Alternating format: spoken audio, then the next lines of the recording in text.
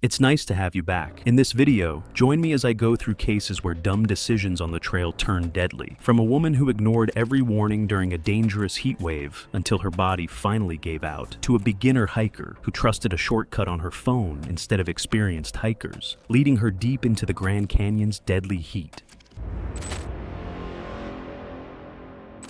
It was July 10th, 2015. Surprise Canyon in Death Valley National Park was a narrow, rock-walled drainage where confined terrain and extreme heat quickly intensified conditions. Sunlight reflected off canyon walls, limiting shade to brief, shifting pockets. Jackson Dubois, 38, was a Colorado-based outdoor content creator running a gear testing channel focused on field performance under extreme conditions. His collaborator, Nadia Mbeki, 35, was a photographer assisting with documentation, with limited formal wilderness experience but strong general fitness. The expedition was structured as a sponsored product evaluation of heat-adaptive outdoor equipment, with deliverables tied to documented real-world performance and field footage expected for post-production review. Prior to the trip, Jackson tested a cooling vest, hydration system, solar charger, and lightweight footwear under controlled conditions with limited environmental stress, reinforcing confidence in their reliability. However, those tests did not replicate sustained exposure in a confined desert canyon, where radiant heat from rock surfaces, ground temperatures exceeding 150 degrees Fahrenheit in exposed sections, and restricted airflow sharply increased physiological strain over time. My impression here is that the testing setup and the actual environment just feel like two completely different worlds. The pair entered Surprise Canyon early in the morning with a 2-day water supply intended for moderate exertion and planned filming stops. Initial progress was steady with intermittent shade, but rising sun quickly intensified heat as canyon walls began reflecting radiation into the narrow corridor, creating sustained exposure even in partially shaded sections. By mid-morning, the cooling vests start to lose effectiveness. The phase change material inside them is basically spent, so at that point it's just a slight surface cooling effect, nothing that actually helps with the core body heat anymore. They're sweating heavily too, both of them, and that's speeding up dehydration fast. On top of that, the terrain keeps forcing constant effort, uneven ground, short climbs, all within the canyon floor, so there's really no chance to settle or recover. A solar charger they set up around midday also doesn't hold up well. The extreme heat causes it to overheat and shut down intermittently, so instead of steady power, it only gives short, unreliable bursts of charging. By early afternoon, they reach a planned rest point. Water is already running low, and early signs of dehydration are showing headache, fatigue, slower thinking. But at the time, it still just feels like normal exertion, not something that calls for turning back. It reads to me like things are starting to feel routine even while they aren't. They decide to push on to an upper canyon section for more documentation anyway, staying out through the peak heat window when the sun's radiation is at its strongest. On the way back, things start to fall apart faster. The heat stress and dehydration don't level off, they stack. Then one more issue hits. Jackson's footwear starts breaking down. The adhesive softens in the heat and the sole begins to separate, which makes movement unstable. Every step takes more effort, slower, and more careful, right when fluid levels are already critically low. Shortly afterward, both individuals exhausted their remaining water supplies.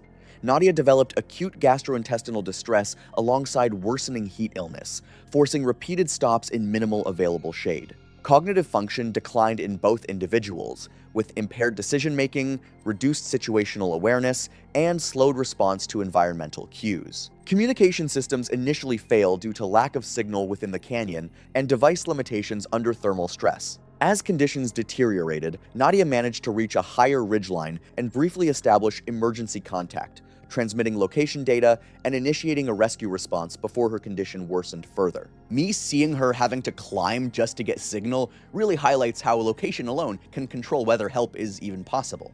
While awaiting rescue, Jackson's condition rapidly progressed from heat exhaustion to severe heat stroke. He became disoriented, unable to maintain coherent speech, and lost the ability to regulate body temperature. Core physiological collapse followed sustained hyperthermia and dehydration. Rescue teams arrived after several hours via coordinated ground and aerial deployment.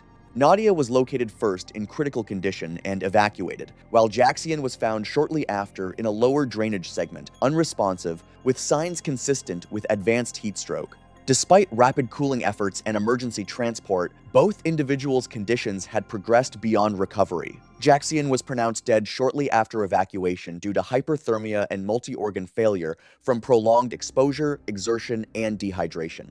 Nadia also succumbed to severe heat stroke and organ failure during emergency treatment at a medical facility. In the aftermath, investigators identified multiple contributing factors, including reliance on controlled condition equipment testing, underestimation of radiant heat amplification within confined canyon geometry, continued exertion during early physiological decline, and delayed emergency activation due to communication constraints. The incident was later cited in outdoor safety analyses as a case demonstrating how gear performance claims and controlled testing environments cannot substitute for real-world thermal load assessment in extreme desert terrain.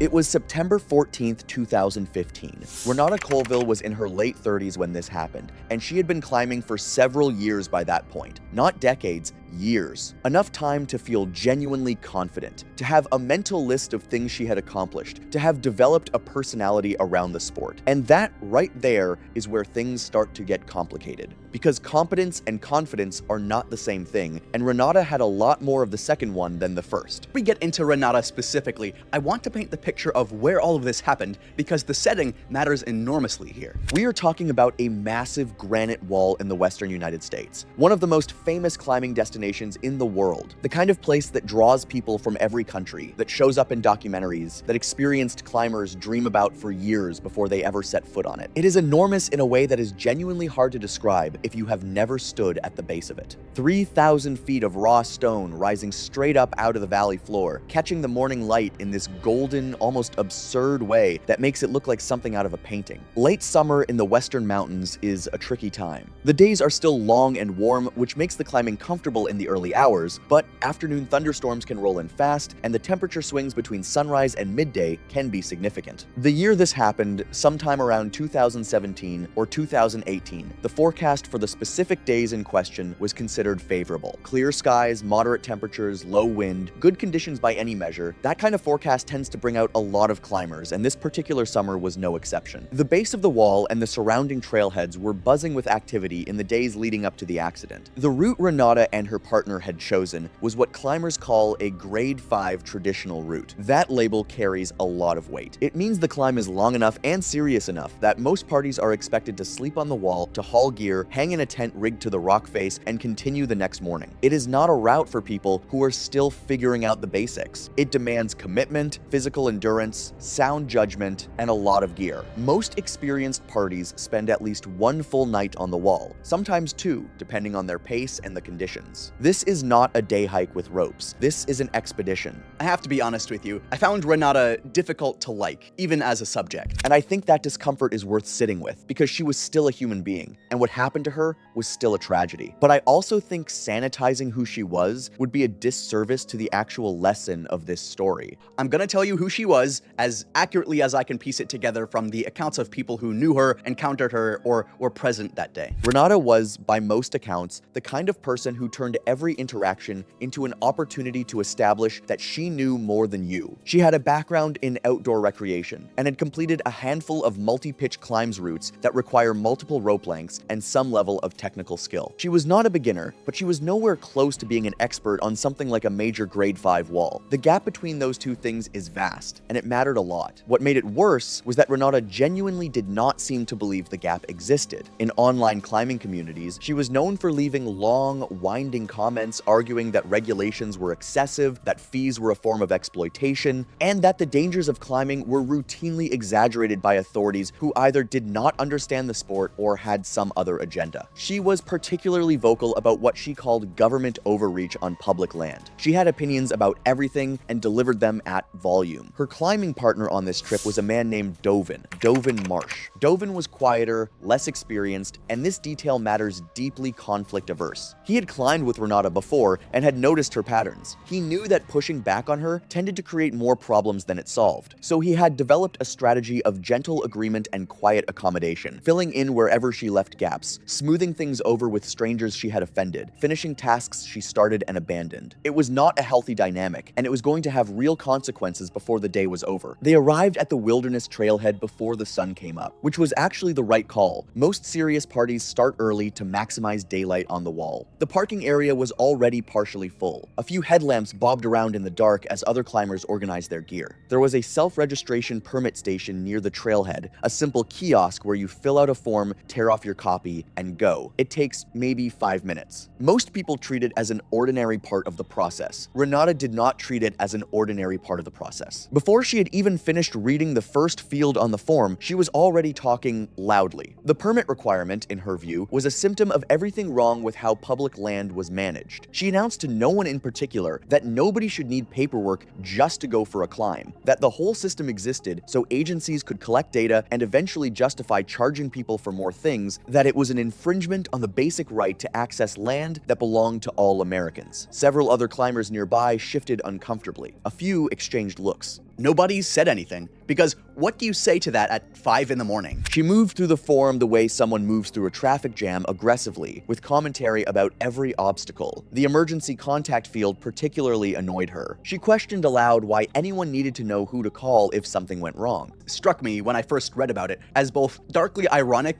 and genuinely alarming. Dovin quietly finished most of the forum while she monologued. When they finally moved away from the kiosk, a few of the other climbers let out quiet exhales. I'm not exaggerating when I say that this kind of behavior is a warning sign. Not a moral warning sign, I mean like a practical one. Someone who cannot move through a 5-minute bureaucratic process without turning it into a political argument is someone whose attention is already fragmented before the climb even begins. The hike to the base of the wall takes a while, and Renata used the time productively if your goal is to stay furious. She worked through a mental list of grievances as they walked. Trail maintenance signs that she found condescending, restrictions on fixed protection that she interpreted as anti-climber sentiment, a posted informational board about recent search and rescue operations in the area that, for reasons I still do not fully understand, made her angry rather than thoughtful. About halfway to the wall, they passed a volunteer steward, one of those people who donate their time to stand near popular trailheads and remind visitors about seasonal closures, wildlife nesting areas, leave no trace practices, that sort of thing. This particular volunteer, a polite young woman, mentioned that a section near the base had a seasonal closure for nesting raptors and gave them a brief description of where the boundaries were. It was the kind of information most climbers nod at and file away. Renata stopped walking. What followed was a brief but excruciating exchange in which Renata informed the volunteer that she was familiar with the rules, that she had been climbing in this area for years. And this is the part that genuinely gets under my skin,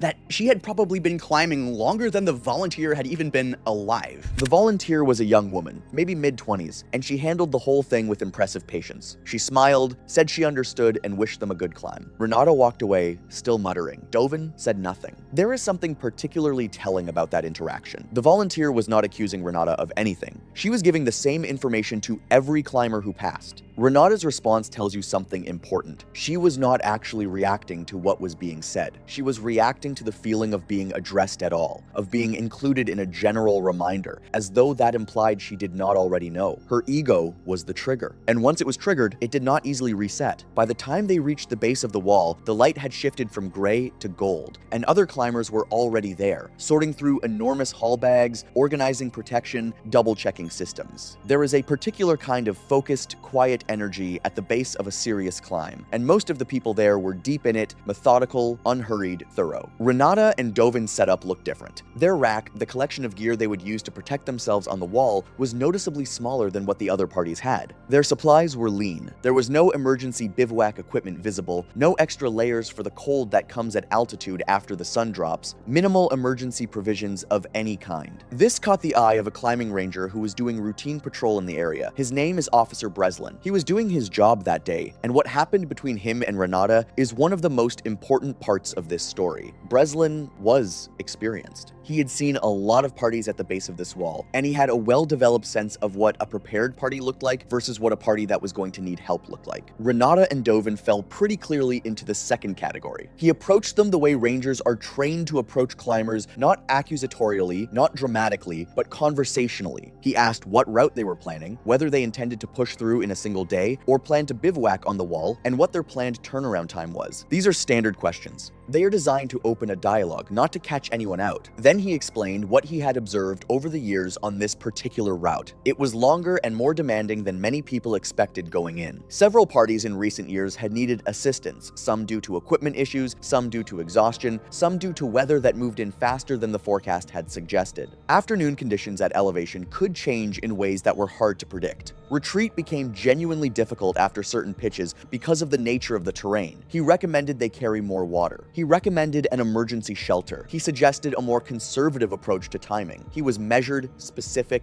and professional. And then Renata started talking. I want to be clear that I understand the experience of feeling like an authority figure is underestimating you. I think most of us have been in a situation where someone in a position of power spoke to us as though we were less capable than we actually are, and it feels bad. It can make you defensive in a way that is genuinely hard to control. I understand that impulse. But that is not what was happening here. Breslin was looking at Iraq that was objectively under-equipped for what they were planning. He was delivering information that was factually accurate. And even if Renata had disagreed with his assessment, there were about 40 different ways she could have handled it that did not involve what she actually did. She interrupted him before he had finished his recommendations. She accused him of profiling climbers, of looking at them and making assumptions about their competence without any basis. She told him that warnings like this were unnecessary, that public employees always assumed climbers were incompetent, that the whole encounter was a form of intimidation designed to scare people away from the routes they had every right to climb. Her voice got louder. The climbers nearby stopped pretending not to listen. Some of them watched openly. Breslin remained calm. He said, clearly and without escalating, that he was only providing safety information and that they were free to make their own choices. This did not help. Renata raised her voice further. She used the word harassment. She said she knew her rights. She said she paid taxes for this land. She demanded to see his identification, asked for his supervisor's name, and requested information on how to file a formal complaint. The confrontation stretched on for several minutes, much longer than it needed to, much longer than Breslin wanted it to go, and much longer than any of the nearby climbers were comfortable watching. Eventually, Breslin disengaged. Before he walked away, he told them to climb safely. It was a small thing to say,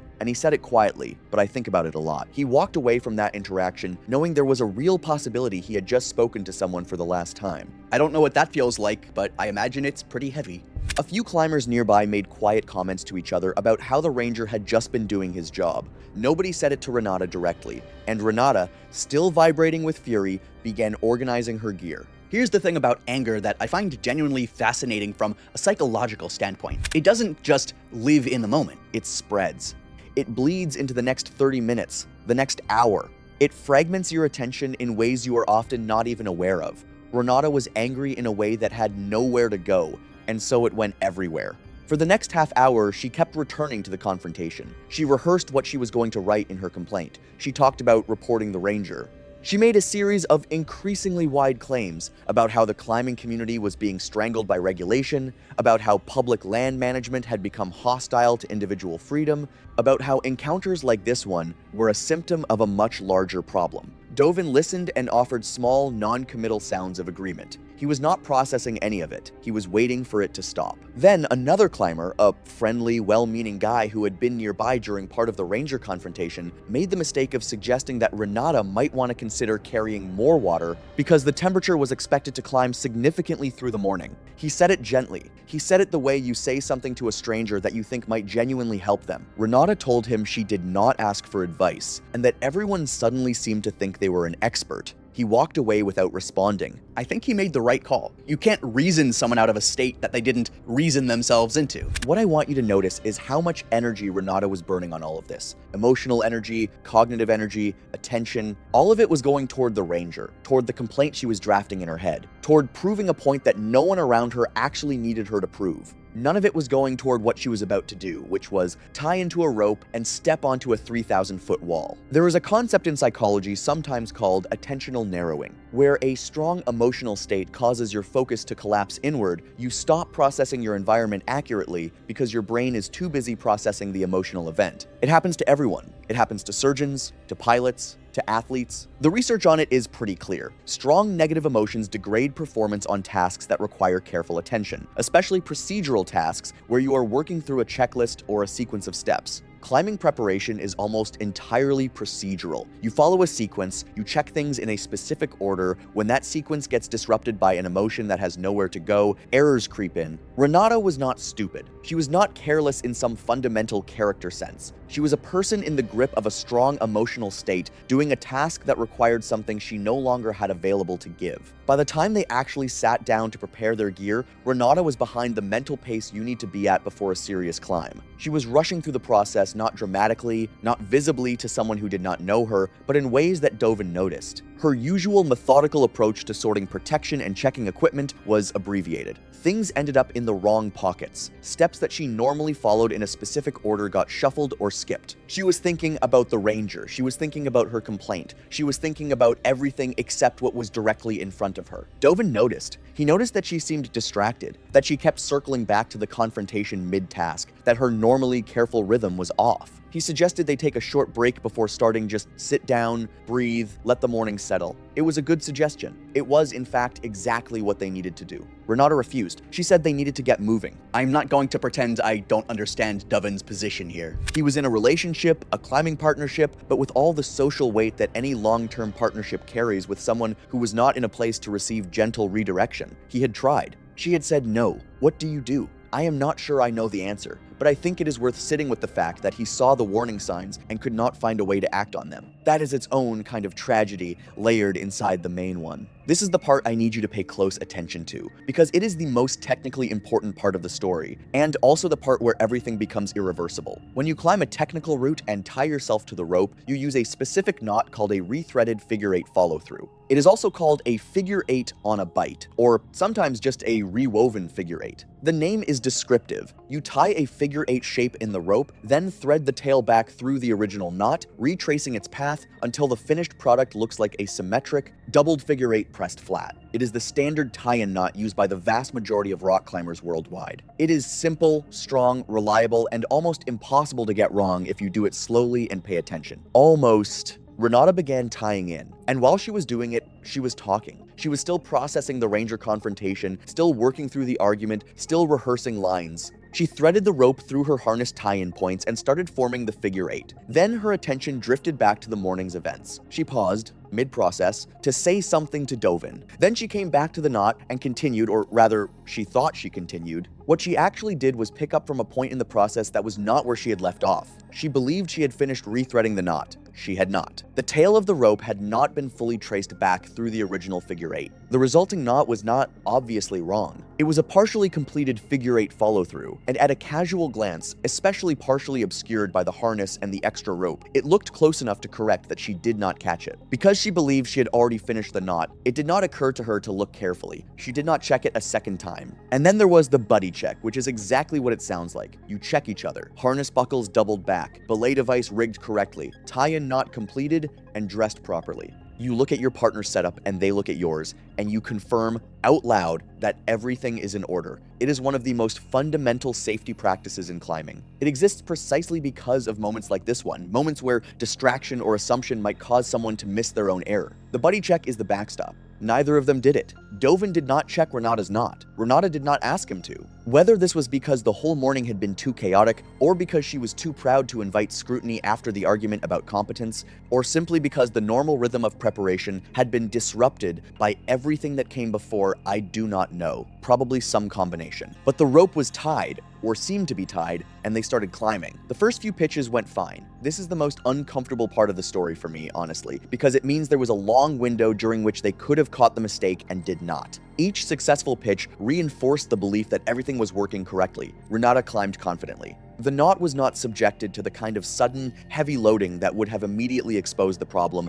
The early pitches did not require her to take any significant falls. She moved well, placed protection, called out to Dovin, hauled gear. Everything looked normal. As they moved higher, the wall changed character. The terrain became more serious. Retreat stopped being a realistic option. Several pitches up, not impossible, but complicated enough that most parties at that point committed to continuing upward. And here is the uncomfortable reality of how commitment works on a big wall. There is a point where going down costs roughly the same effort as going up, and then a point where going down costs more. Once you cross that second threshold, you are psychologically and practically all in. Every foot of elevation you gain deepens that commitment. Renata and Dovin had passed that threshold without either of them saying so out loud. They were hundreds of feet above the ground by this point. Fully invested, the valley floor spread out far below them in that vertiginous way that either thrills you or terrifies you depending on your relationship with height. I have never been that high on a wall, and I genuinely can't imagine what the world actually looks like from up there. But I know that at that altitude, the margin for error is essentially zero.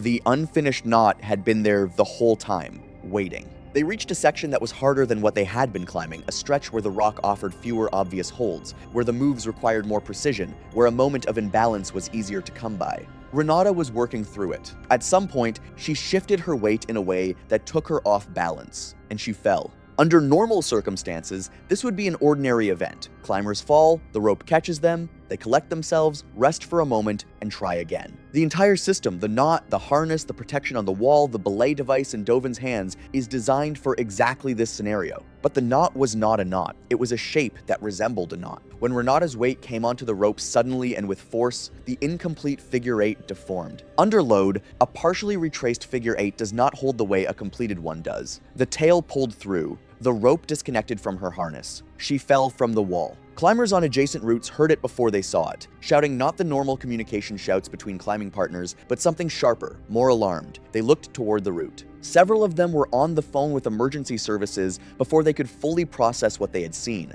Dovin, above on the belay, was unable to comprehend immediately what had happened. The rope had gone slack in a way that made no sense. For a moment, he simply did not understand.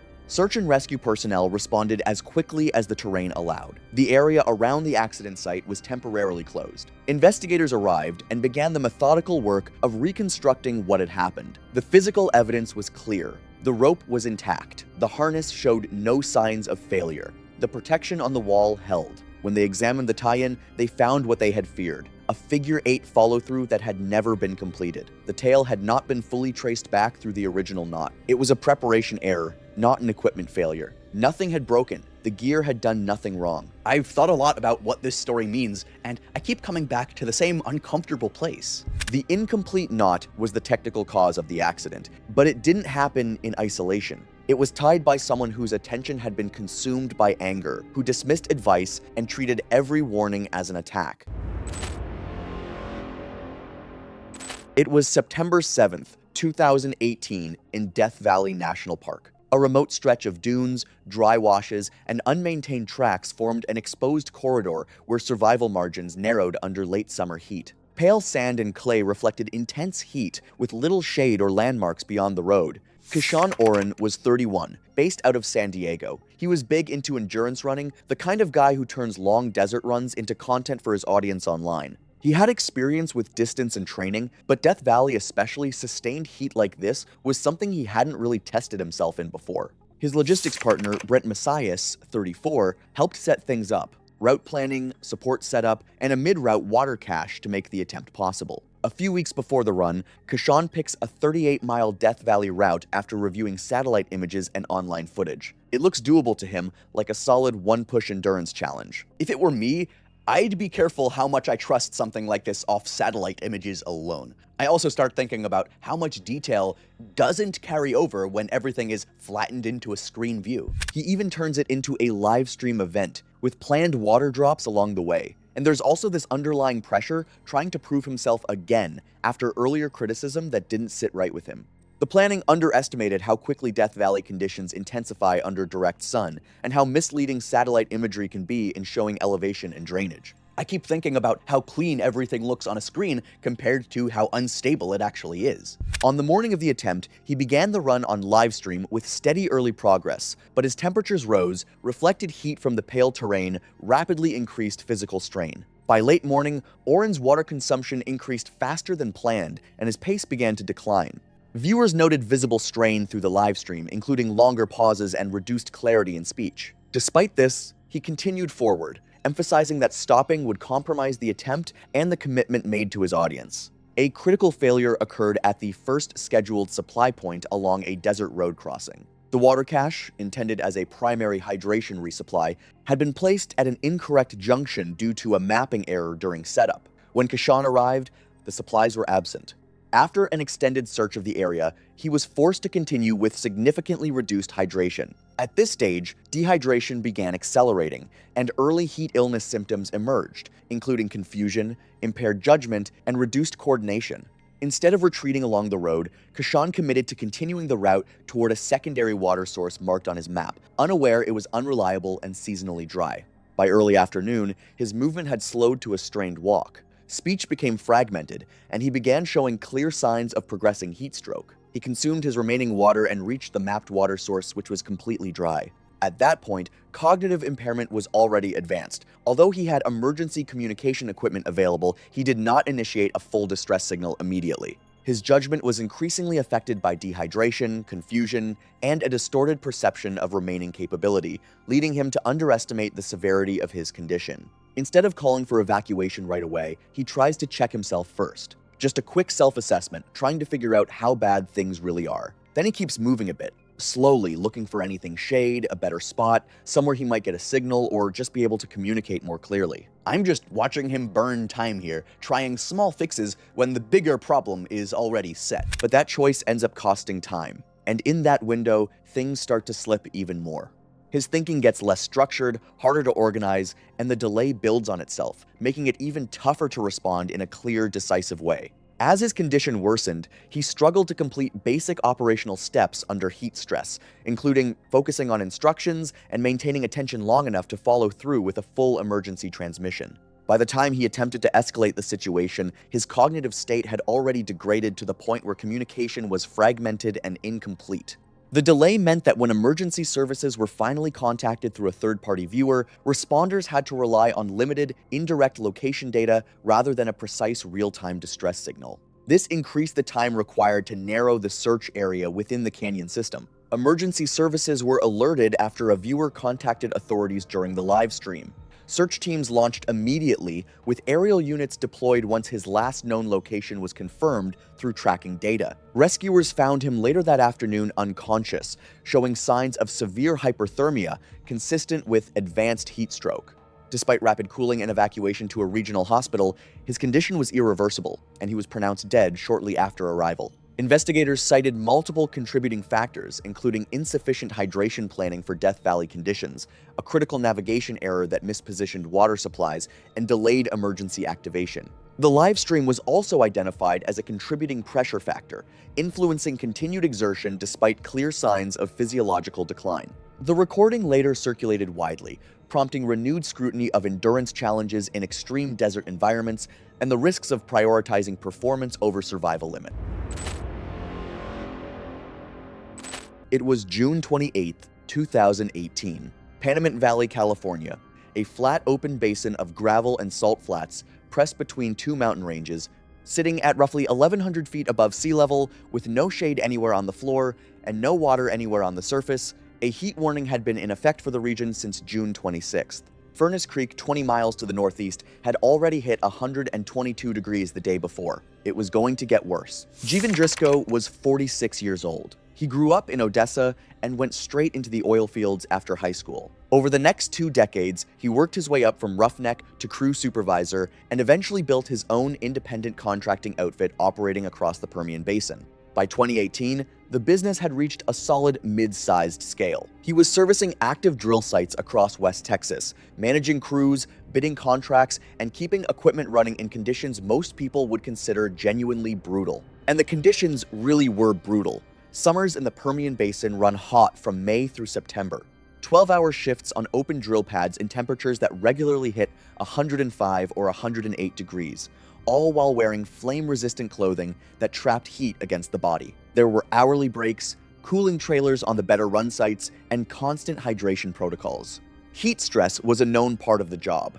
Heavy sweating, nausea, dizziness, and Driscoll had spent nearly 20 years working through it himself and helping crews do the same. He wasn't a man who spent his days in an air-conditioned office. He was physically fit, a non-smoker, and usually ran a few miles in the mornings when he was between contracts. To him, suffering through heat wasn't some abstract thing that people wrote books about. It was part of the job. The Death Valley crossing had been on his mind for about 8 months. He talked about it to people around him as a personal benchmark, something physical, something most people couldn't do, something that had nothing to do with work, money, or managing other people. Just him and the terrain. He took the planning seriously. He read first-hand accounts, studied routes, and spent time understanding what a crossing like that actually involved. Once he felt he had a handle on it, he went looking for the best guide he could find, and he found one. The guide he hired had spent more than 15 years running private backcountry trips in Death Valley.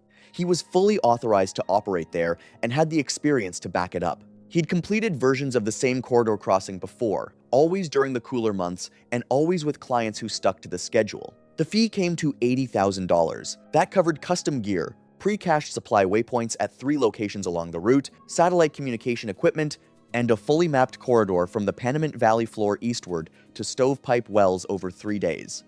Driscoll paid without negotiating. The way he saw it, writing the check wasn't the hard part. The hard part was still waiting for him out in the desert. The pre-trip briefing happened 2 weeks before departure. The guide walked Driscoll through the route in detail: daily distances, waypoint locations, the water allocation schedule, the movement windows, the midday halt protocol. He explained the reasoning behind every element. He was direct about the forecast window they were entering. Late June in Death Valley is not a gray area. It is the most dangerous time of year in one of the most dangerous places in the country, and the guide said exactly that. Driscoll's response, according to the guide's later account, was measured. He asked good questions. He engaged with the logistics. But he kept returning to the schedule, specifically to the midday halt windows. He said he'd worked through worse. The guide told him that what he'd worked through and what they were walking into were not the same thing. It's a surprisingly common mistake. Experience with one kind of hardship can make people assume that they're prepared for a completely different one. The Panamint Valley floor sits at roughly 1,100 feet above sea level, caught between 2 mountain ranges that trap and compress hot air against the ground around the clock. The basin absorbs solar radiation all day and releases it slowly through the night. In late June 2018, overnight lows in the region were holding between 88 and 95 degrees Fahrenheit. Think about what that means for a moment. The coolest it got, at any point during the night, was nearly 90 degrees. There was no recovery window. The body never got a chance to reset. Every morning, Driscoll woke up already behind. The human body's core temperature sits at around 98.6 degrees. It starts struggling above 102. Heat exhaustion, heavy sweating, weakness, nausea, rapid pulse typically appears between 101 and 104 degrees. Heat stroke, where the body's cooling system begins to fail, starts above 104. Once that line is crossed, things can unravel quickly. Confusion comes first, then disorientation. Then the loss of coordination. Eventually, the body stops being able to do basic things it normally takes for granted. What most people don't realize is that the brain starts slipping long before that point. Even mild dehydration can impair attention, concentration, and short-term memory. Navigation becomes less reliable. Decisions take longer. The brain starts missing things it would normally catch. And in Death Valley, during a record heat event, that decline doesn't announce itself. It happens quietly while you're still convinced you're fine. A man who has worked in 108-degree heat in West Texas has no physiological advantage in 129-degree air over a valley floor, radiating over 160 degrees at his feet. The body does not build tolerance to temperatures that exceed its ability to cool itself. It just fails faster or slower depending on hydration, exertion level, and how long the exposure lasts. Driscoll had spent 20 years believing he was heat-hardened. He wasn't wrong about West Texas. He was completely wrong about Death Valley. What made Driscoll vulnerable wasn't a lack of competence. In some ways, it was the confidence that competence had earned him. The guide's plan was built around one non-negotiable rule: no movement between 9 a.m. and 6 p.m.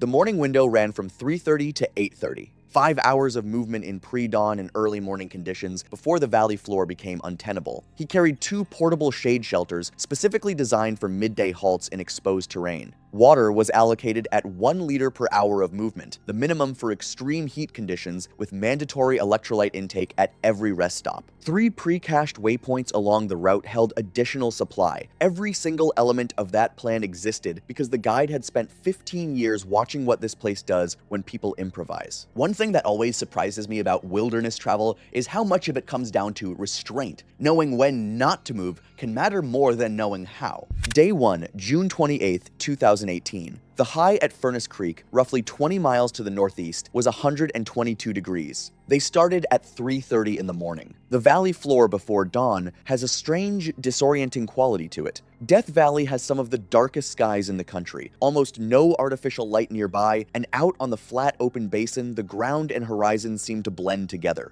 You navigate by the dark outlines of the mountain ranges on either side, and by whatever instruments you're carrying. The guide relied on a compass and a GPS unit. Even at 3:30 a.m., the air was already 89 degrees. Not cool, not comfortable. Just less dangerous than it would be a few hours later. They covered roughly 9 miles before stopping for the midday halt and reached the first waypoint in good condition. Driscoll moved well. There was never much question about his physical capability. But throughout the morning, he kept comparing the heat to job sites in Midland and Odessa. He called the pace conservative. At one point during the midday rest, he asked whether they could keep moving through the afternoon window instead of waiting. The guide explained the reasoning again. Cumulative dehydration, ground radiation, the difference between air temperature and the radiant heat coming off the valley floor, where the ground was pushing well over 150 degrees into their legs. Driscoll listened. He didn't press the issue any further that day. But the guide made a note of it. That night, the temperature didn't drop below 90 degrees. Driscoll slept, but not deeply. The heat doesn't let you. You lie still and your body keeps working, keeps trying to regulate, keeps spending resources it needs for the next day. By the time the alarm went off, he had already been in the heat for hours without moving. Day 2, June 29th, 2018. High of 128 degrees at Furnace Creek. The guide moved the morning start to 3 a.m. to account for the climbing forecast. Driscoll was up and ready, which the guide noted positively. They moved in the pre-dawn dark across the gravel floor, headlamps cutting a narrow path through terrain that was flat but uneven loose rock, shallow wash channels, scattered low scrub that was hard to see until you were on top of it. The Panamint Range was visible to the east as a broad black mass against the slightly lighter sky. That's your landmark on the valley floor at night. A silhouette, not a precise bearing, a general direction. During the morning movement window, Driscoll started making small adjustments of his own. He skipped one of the scheduled water stops, saying he wasn't thirsty. On 2 separate stretches, he drifted slightly ahead of the pace the guide had set, not by much, maybe 30 or 40 feet, but enough for it to become noticeable. At one point, he reconfigured his pack without mentioning it. None of those things were dangerous on their own, but the guide had been doing this long enough to recognize the pattern. It usually meant a client had started believing, somewhere in the back of their mind, that they understood the situation better than the plan did. By the end of the morning window on day 2, the guide noticed a few early signs that the heat was starting to accumulate. Driscoll's resting heart rate was a little higher than it had been the day before. He had less appetite. He was slower to rehydrate during the midday halt. None of it would have been alarming by itself. With the forecast for the following day, it was enough to get the guide's attention. During the midday break, he brought up the skipped water stop directly. He reminded Driscoll that thirst isn't a reliable signal in extreme heat. By the time you actually feel thirsty, you're often already running a meaningful deficit. Driscoll said he understood. Then he asked how far behind schedule they would be if they took the entire midday halt. The question itself wasn't unreasonable. It was the fact that he was still thinking about time after everything else they'd discussed. That evening, June 29th, the guide sat down with Driscoll and walked him through the next day's forecast in detail. June 30th was expected to be the peak of the heat event. Furnace Creek was forecast to reach 129 degrees Fahrenheit. The next section of the route was a 6-mile crossing of completely open valley floor, the most exposed stretch of the entire trip. There was no natural shade, no practical bailout option once they were committed, and no meaningful landmarks at ground level to navigate by. The guide suggested they hold position for 24 hours and let the worst of the heat pass. He explained his reasoning clearly and didn't soften the risk. Driscoll refused. He said they were on schedule and intended to stay on schedule. He said he'd been through worse. The trouble with experience is that it gives us something to compare everything else against. Sometimes the comparison fits, sometimes it doesn't. The guide documented the conversation in his log. He wrote down the time. He noted that the client had been informed of the forecast and the associated risks in explicit terms and had declined to alter the plan. That night, the temperature hovered around 92 degrees. By then, Driscoll's body had spent 2 straight nights in heat that never dropped below 90. His fluid balance, electrolyte levels, and ability to regulate core temperature were all operating at a deficit before June 30th had even begun. He didn't know that. What he felt was tired, the kind of tired that follows a couple of hard days of physical work. It was a familiar feeling. He dealt with it before. He knew how to push through tired. At 4:22 a.m. on June 30th, The guide got up to begin the morning preparations and noticed that Driscoll's sleeping spot was empty. His pack was gone. Of the 4 1-liter water containers staged at the waypoint for the next leg, the guide's calculated minimum for a 6-mile crossing under the forecast conditions, 2 were missing. The other 2 were still sitting there. His satellite phone had been left on the ground next to his sleeping mat, powered off. His GPS watch, however, was still on his wrist. He had left on his own. He had left in the dark, carrying half the water the guide had planned for the crossing. He had no navigation equipment and no way to call for help, and he was heading east across 6 miles of open valley floor on what was expected to be the hottest day of the year. The guide radioed for assistance at 4:35 a.m. and immediately started moving east. Records later showed that Driscoll had left camp at 3:48 a.m. The air temperature in the Panamint Valley at that hour was approximately 91 degrees, already warm, already pulling moisture from the body with every breath. Under his boots, the valley floor was a mix of hard-packed gravel and stretches of pale salt crust, still releasing heat stored during 2 consecutive days of record temperatures. His pace held at roughly 3 miles per hour. It was steady and purposeful. The GPS track showed him moving straight east, closely aligned with the intended route. In the pre-dawn darkness, the Panamint Range appeared as a black silhouette on the horizon, a useful reference point, but not a precise bearing.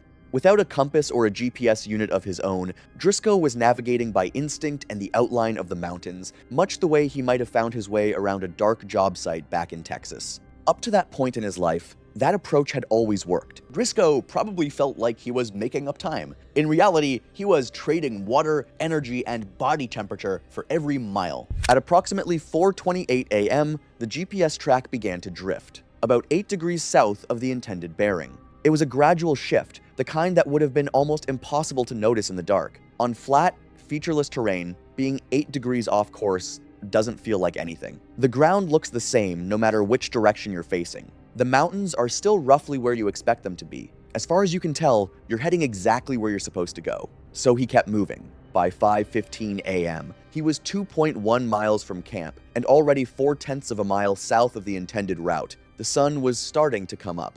The air temperature had climbed to 108 degrees. His pace was still close to 3 miles per hour. The GPS track shows no stops during this period. He kept moving steadily, with no hesitation and no indication that he thought anything was wrong. This was the point where something should have tipped him off, but apparently nothing did. The sun was rising in the east, directly ahead of him on the intended bearing. A man with 20 years of outdoor work behind him would normally use something like that as a rough check on direction. Yet the drift continued even as the light improved. Maybe the terrain gave him no reason to question where he was going.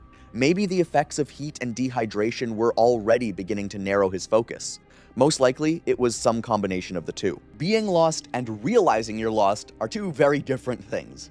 Driscoll had already done the first without yet reaching the second. Meanwhile, something else was happening inside his body, whether he noticed it or not. After 2.5 miles of exertion in 108-degree heat, carrying a pack on a body that had already spent 2 nights in near 90-degree temperatures without fully recovering, his fluid deficit was growing. Under those conditions, sweat loss can reach roughly 1 to 1.2 liters per hour. He had started with 2 liters. The numbers were already moving in the wrong direction. His pace dropped to around 1.8 miles per hour. The sun was fully up now, and the air temperature was climbing past 112 degrees. Underfoot, the valley floor had shifted from hard gravel to stretches of pale salt crust that reflected sunlight and pushed heat back upward with every step. Surface temperatures were approaching 150 degrees. By then, he was more than 0.8 of a mile south of the intended route and drifting farther away with each step. The mountain silhouettes that had helped orient him in the dark no longer offered much guidance. From the middle of the valley floor, they looked much the same from almost any position. There was nothing obvious to correct against. No road, no building, no tree, nothing. By this point, his 2 liters of water were almost certainly gone. He had been moving for roughly 90 minutes in steadily rising heat, carrying a body that was already starting from a fluid deficit built up over the previous 2 days. The sweating that had been keeping him cool was becoming less effective as his reserves dropped. His heart was working harder to move thickening blood through vessels that were beginning to narrow. His core temperature was rising. He was sweating heavily. His heart rate was elevated. His legs were beginning to feel the particular kind of heaviness that comes with heat exhaustion, not ordinary muscle fatigue, but something deeper, something that doesn't simply go away because you decide to push harder. He had felt versions of it before on job sites. In West Texas, you find some shade, drink water, sit down for 20 minutes, and eventually it passes. Out here, there was no shade. The water was gone, and the temperature was still climbing. His pace dropped below 1 mile per hour. The GPS data shows 2 full stops, each lasting somewhere between 4 and 6 minutes. That's consistent with someone sitting down to rest. By then, he was 1.2 miles south of the route. The air temperature had reached 118 degrees. Surface temperatures on the salt crust were above 160. He had no water left. It's worth pausing on what that number actually means. 160 degrees wasn't the air temperature, it was the surface he was sitting on during those stops. The salt crust beneath him was radiating heat upward into his body while the air pressed down from above. There was nowhere to move that wasn't hot. Those stops are significant for another reason. One of the early neurological effects of heat stroke is impaired judgment, particularly the inability to accurately assess your own condition. People in the early stages often believe they just need a few minutes of rest and will feel better afterward.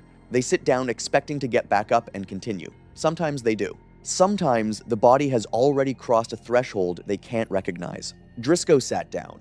Then he got back up and continued walking in the same wrong direction. The GPS track shows a final stretch of less than 1/3 of a mile at a pace below 0.5 mile per hour. By this point, the track was no longer straight. It drifted slightly south, then corrected slightly north, then wandered south again. That kind of irregular movement is consistent with ataxia, the loss of coordinated muscle control that often accompanies severe heat stroke. The brain is no longer sending clean signals to the muscles. The body is still capable of moving, but it is no longer navigating with any real precision. It is simply continuing forward. At 7:02 a.m., the GPS watch recorded its final position. The last location was 1.4 miles south-southwest of the intended route, out on the open floor of Panamint Valley. The terrain was a mix of salt crust and gravel. There was no shade visible in any direction. An empty water container lay beside him. At that hour, the air temperature at Furnace Creek was already 118 degrees and still climbing toward the day's projected high of 129. Surface temperatures where he stopped were estimated to be above 160 degrees. The GPS data doesn't show a collapse or any sudden event. Instead, it shows a pace that had been steadily declining for nearly 2 hours, finally reaching zero and never increasing again.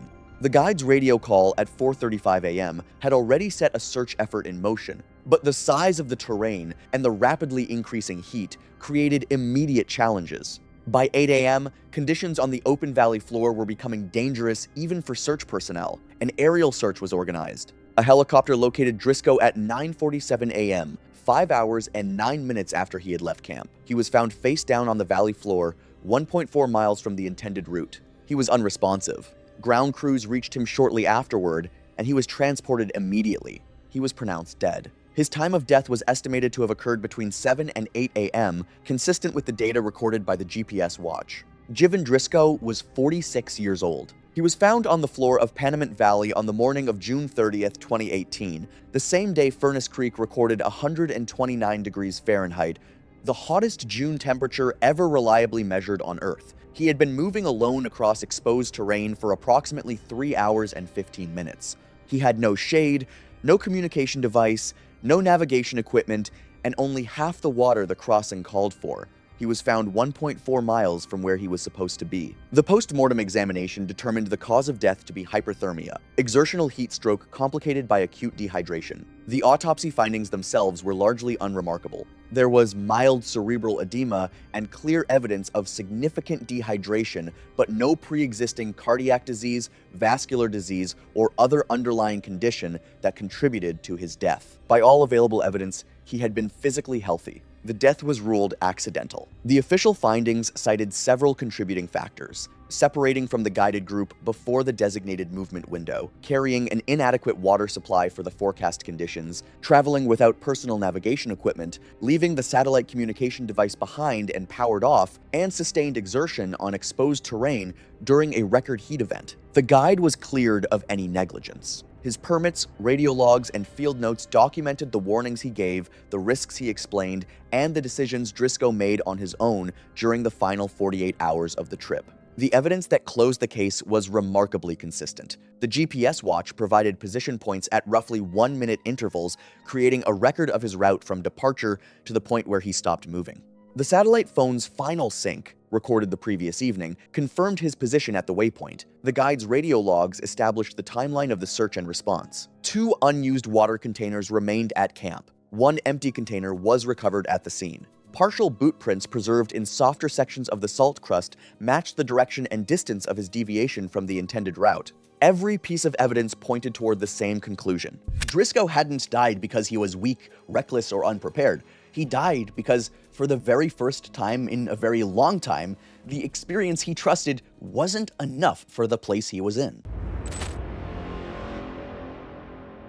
It was June 22nd, 2013, in Death Valley National Park. The Badlands there are a maze of clay ridges and gullies. From above, it can look flat and harmless, especially in satellite images, but on the ground, it's very different. Everything reflects heat, and the pale rock just throws it right back at you. It builds fast, and it gets intense. Meilani Cosley, she was 26, a travel and lifestyle creator based in Phoenix. She was really into desert photography, that off-grid, hidden place kind of aesthetic. Her boyfriend, Jovan Thill, 29, sometimes helped her film, but he didn't have much experience in extreme environments like that, especially not dry desert heat like Death Valley. A few weeks before the trip, Meilani finds a drone clip online of the Badlands and assumes it's something remote, like a proper backcountry hike. But in reality, it wasn't. It was shot near a roadside pullout, just a short walk from the car. I get why that mistake happens, because from above, everything in that terrain can look way more isolated than it actually is. Still, she treats it like this hidden, untouched landscape. She lines up a small sponsorship for a shoot, planning it around that golden hour light. And she doesn't really check in with park staff or fully take in just how extreme the heat can get there. This is why I start thinking about how often people underestimate just how aggressive that heat gets.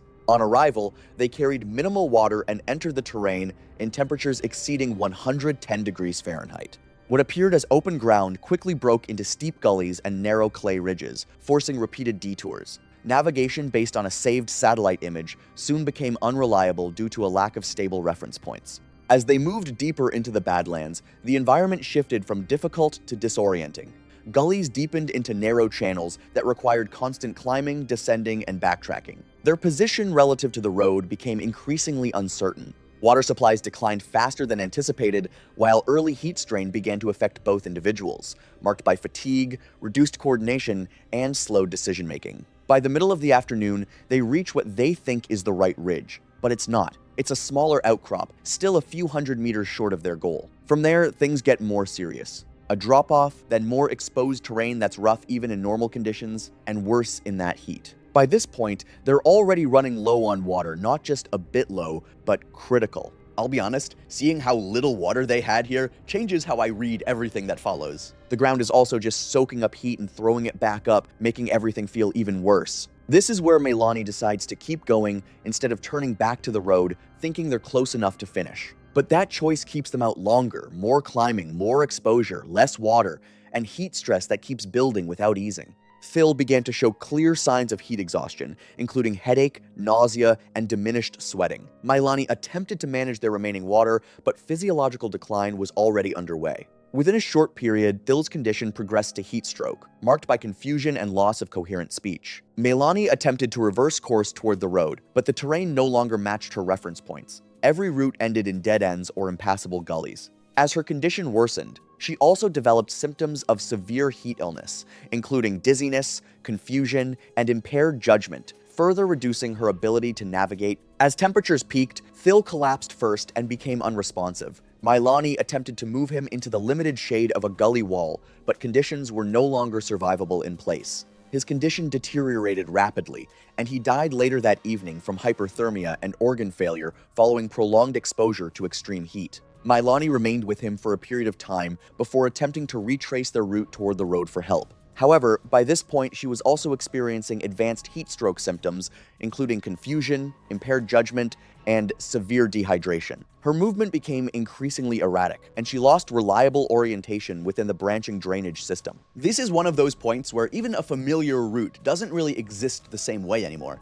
It just turns into disconnected pieces that don't line up. She was later found in a separate section of the Badlands after collapsing during attempted self-evacuation. She died from severe hyperthermia and dehydration after prolonged exposure and heat stroke, with investigators noting that cognitive decline likely occurred while she was still attempting to navigate out rather than after sustained independent travel. Rescue teams arrived the following morning. Phil was recovered from the original shelter site, while Milani was found further along the drainage system. Both fatalities were attributed to extreme heat exposure, insufficient water supply, and delayed evacuation from hazardous terrain. An official review concluded that the incident resulted from a combination of factors, including insufficient water supply, off-trail travel in hazardous terrain, reliance on non-verified digital navigation, and delayed response to escalating heat illness. The case was later used in safety briefings highlighting how rapidly desert environments can become life-threatening when exposure, dehydration, and disorientation occur simultaneously.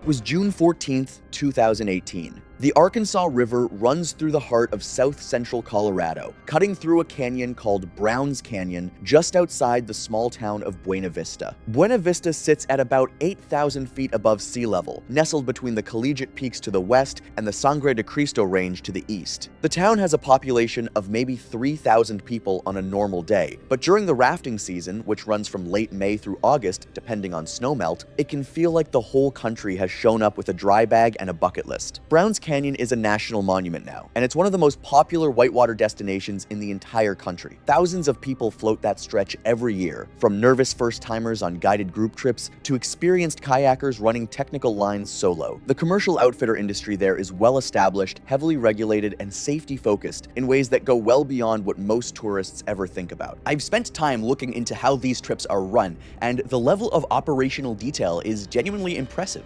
Every guide is certified. Every life jacket or personal flotation device, PFD, in the industry's language is fitted individually to each guest before the trip. Weight limits, water temperature protocols, swimmer rescue procedures, it's all documented, trained, and audited. The outfitters operating in Browns Canyon don't survive on luck. They survive on reputation and compliance. That context matters a lot for what happened that day. I want you to hold it in your head, not just as background flavor, but as a structural fact. The system in place was a good one. What went wrong was not the absence of safety infrastructure. It was a series of decisions made inside that infrastructure that dismantled it piece by piece. On the morning of June 14th, the outfitter running this particular trip, I'll call them the company throughout, had a full day of multi-raft groups heading out on a half-day section that included a stretch of Class 3 and Class 4 rapids. For context, Class 3 water means moderate waves and clear channels that require maneuvering. Class 4 steps that up significantly. Powerful, churning water, more complex routes, less room for error. You can absolutely run Class 4 in a guided group raft. People do it every summer. But it demands that everyone on that raft follow the guide's instructions, stay seated, keep their PFD on, and listen. The guide assigned to one of the rafts that morning was a man named Tom Sobolov. Tom was in his late 20s at this point, and he had been guiding in Colorado for several seasons. He wasn't a rookie. He knew the river, knew the equipment, and by all accounts from the company's internal records and later investigative documentation, he had a solid track record. No prior incidents, no complaints on file, no disciplinary history. He was the kind of guide you'd actually want on your raft. Miriam McDade was on his raft, along with her date, a man I'll call Devin, and several other guests. Miriam was 53 years old, originally from the Phoenix area, and she was visiting Colorado on what appeared to be a leisure trip. She had booked the rafting experience a few days in advance through the company's standard reservation system. Nothing in the booking records flagged any medical conditions or swimming ability concerns, which customers are asked to disclose at the time of booking and again during pre-trip check-in. Whether or not she had read through those pre-trip materials carefully is something we simply don't know. A lot of people don't. They skim past the liability waiver, nod along during the safety briefing, and assume the life jacket is mostly there for show. On most trips, on most days, nothing bad happens, and that assumption never gets tested. That day on the Arkansas, it got tested hard. Before any raft leaves the staging area, every guest gets fitted for a personal flotation device or PFD. You have to understand that this isn't a handshake deal where they toss you a vest and wish you luck. The guide, or a staging assistant, physically fits the device to the guest's body, checks the buckles, tests the snugness, and makes sure the PFD PFD will stay in place in the water. There's a reason for all of that. A loose PFD can ride up over a swimmer's face in moving water. A PFD that isn't buckled properly can come off entirely. The fitting process exists because the physics of whitewater don't care about comfort levels. According to the incident report that was later reviewed during the investigation, Miriam had difficulties during the fitting process. The standard PFD issued to her was correctly sized for her body weight, but she expressed discomfort with how it felt specifically, that it was too tight across the chest. Tom adjusted it. She said it was still too tight. He adjusted it again. This back and forth lasted long enough that it drew attention at the staging area, with other guests and staff aware that something was taking longer than usual. At this point,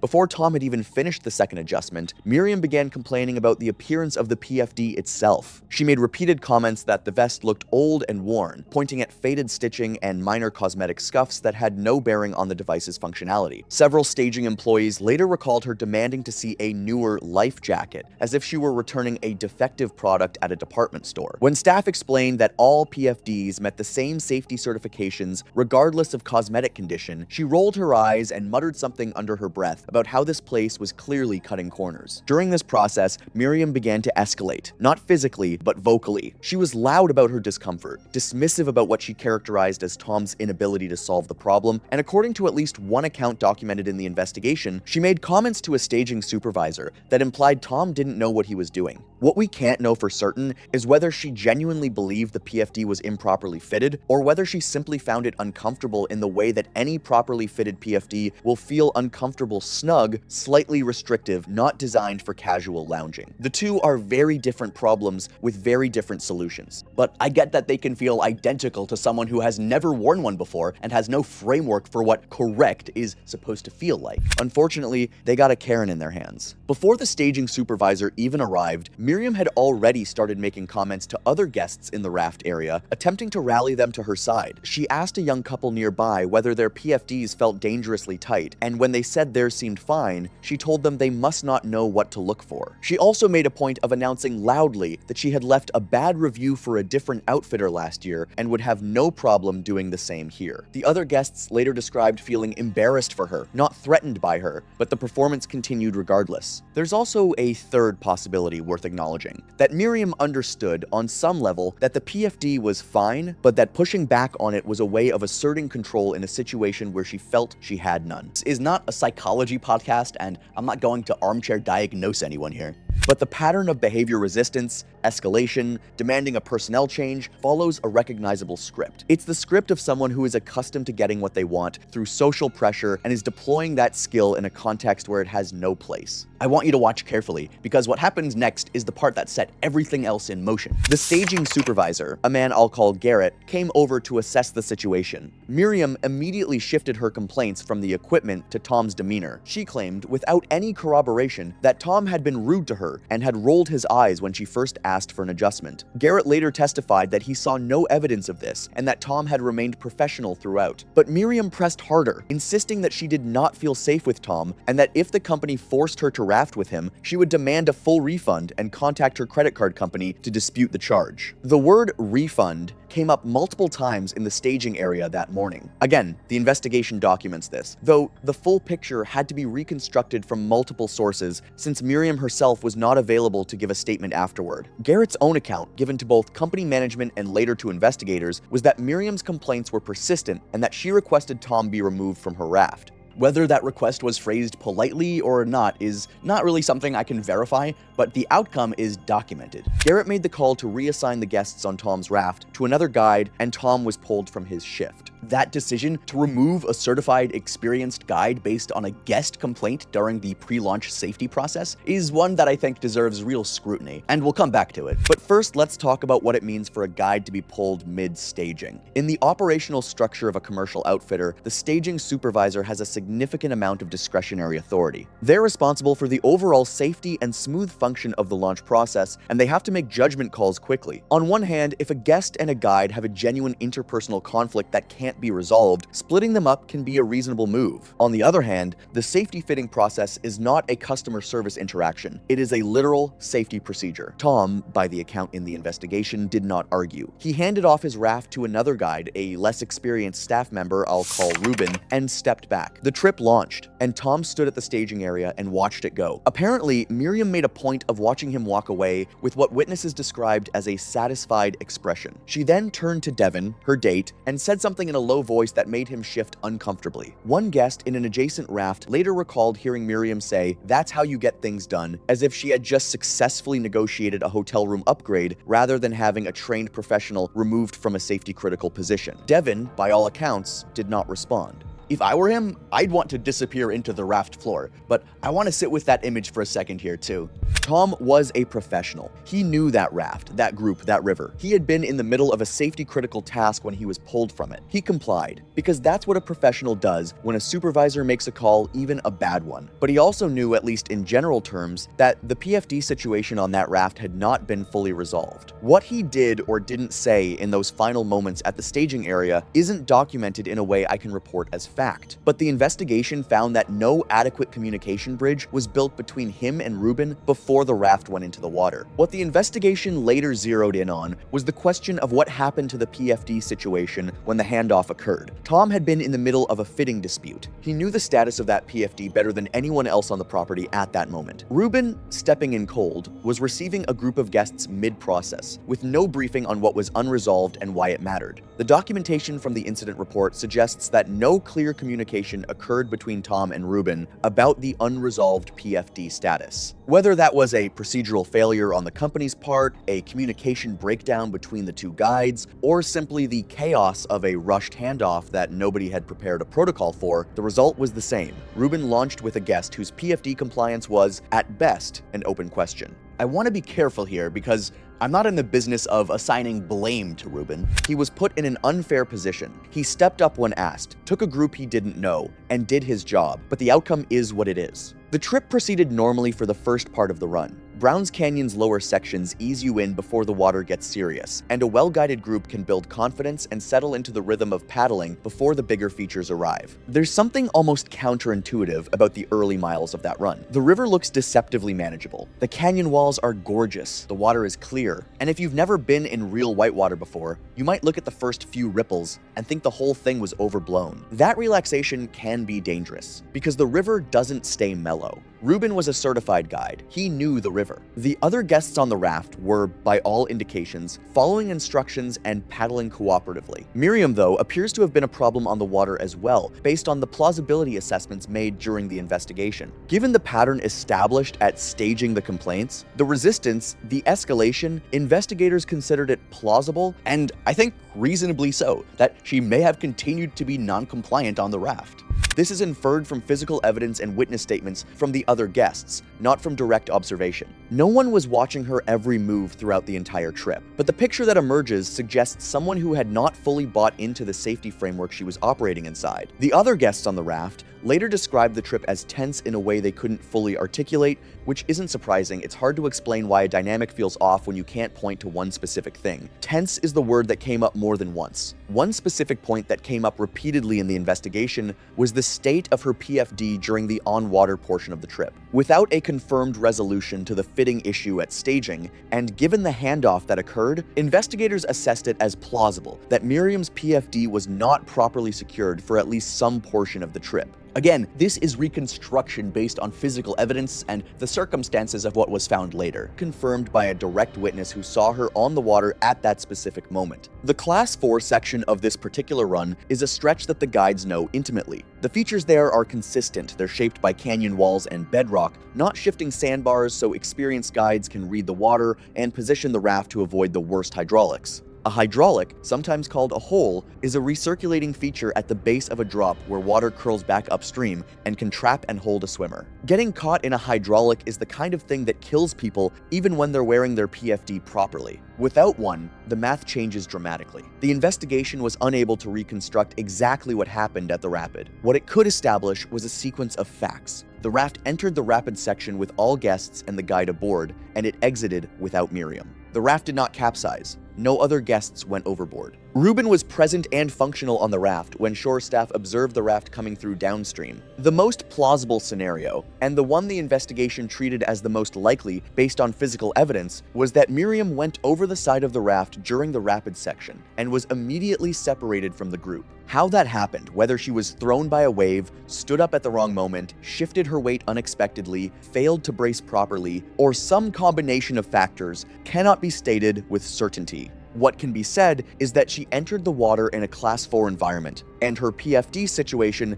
made survival in that environment significantly less likely than it would have been for a guest in proper compliance. A human body in cold, fast, technical water has very few resources available to it. Proper buoyancy is at the top of that list. Without it, the river doesn't give you much to work with. Reuben, for his part, faced an impossible split-second situation, the kind of high-stakes, life-or-death moment that river guides train for but hope never actually comes. Imagine this.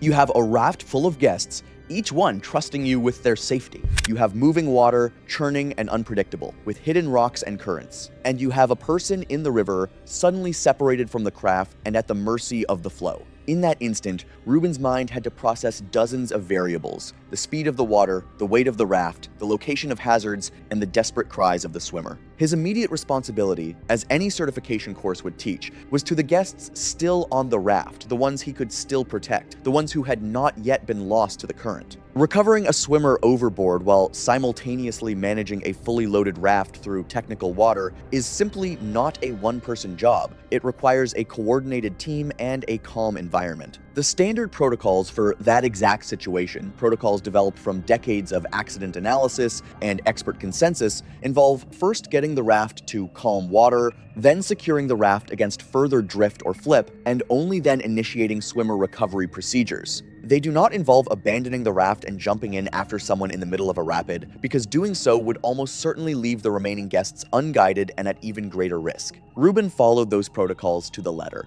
He did what the protocols required, even as every human instinct might have screamed to dive in after the lost person. Whether that was the right call in a human sense, a moral, emotional, gut-level sense, and whether it was the right call in a technical, procedural, risk management sense are two separate conversations, each with its own weight. I won't pretend to have a simple answer here. I'll let you decide on that for yourself. When a raft reaches the takeout point, what outfitters call the termination staging area shore staff are waiting. They're doing a head count, logging arrivals, helping guests out of the water, and managing the end-of-trip process. The company's protocols required that every raft arrive with the same number of guests that launched. This sounds obvious, but it's a hard count every time, because the alternative is the scenario where someone is missing and no one notices until hours later. When Reuben's raft arrived, shore staff flagged the discrepancy immediately. A guest was unaccounted for. Reuben, from everything in the documentation, reported what had happened to the best of his knowledge. The company's emergency protocols activated right away, and I do want to give them credit for that. Shore staff coordinated with river authorities, initiated contact with search and rescue, and began locking down the incident for documentation. The clock that matters in a missing swimmer situation is very short. Cold water, strong current, and the mechanics of drowning don't wait for bureaucratic processes. Devin Miriam's date, the man who had accompanied her to the river that day, was present at the termination staging area, along with the other guests who had been evacuated from the raft trip. He did not vanish, he did not make a scene, and he did not seek attention. Instead, he gave a brief, straightforward statement to the company guides and to the responding authorities who arrived on the scene. That statement was short, factual, and cooperative. Nothing more, nothing less. He did not speak to the media. Not a single reporter, not a single camera, not a single quote attributed to him in any news outlet. That's consistent across everything I found in my own review of the incident. No interviews, no social media posts, no public commentary whatsoever. He was transported separately from the other guests, which may have been by design or by circumstance, I don't know, and I'm not speculating. Once at the staging area, he answered the questions he was asked, gave whatever information he had, and then stepped back. And that was the extent of his visible involvement in what came after, the aftermath, the investigation, the media coverage, the quiet return to normal life. I'm not reading anything into that. I'm not implying he was cold or distant or unusually composed. I'm simply reporting what the record shows. He had just experienced something genuinely traumatic, a sudden, violent,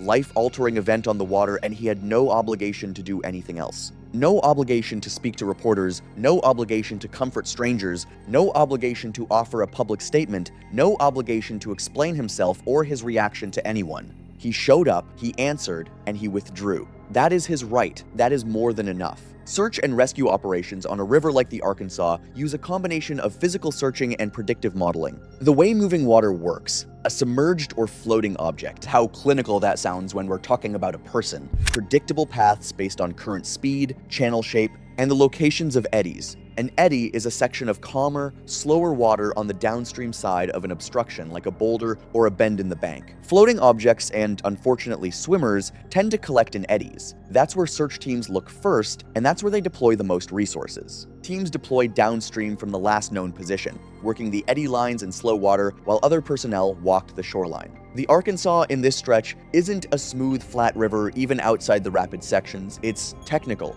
boulder-strewn, and the banks are rough enough that a shoreline search requires real effort and real footing. The canyon walls close in at certain points and make aerial observation complicated. It's not an easy environment to search, even when you know roughly what drift path to follow.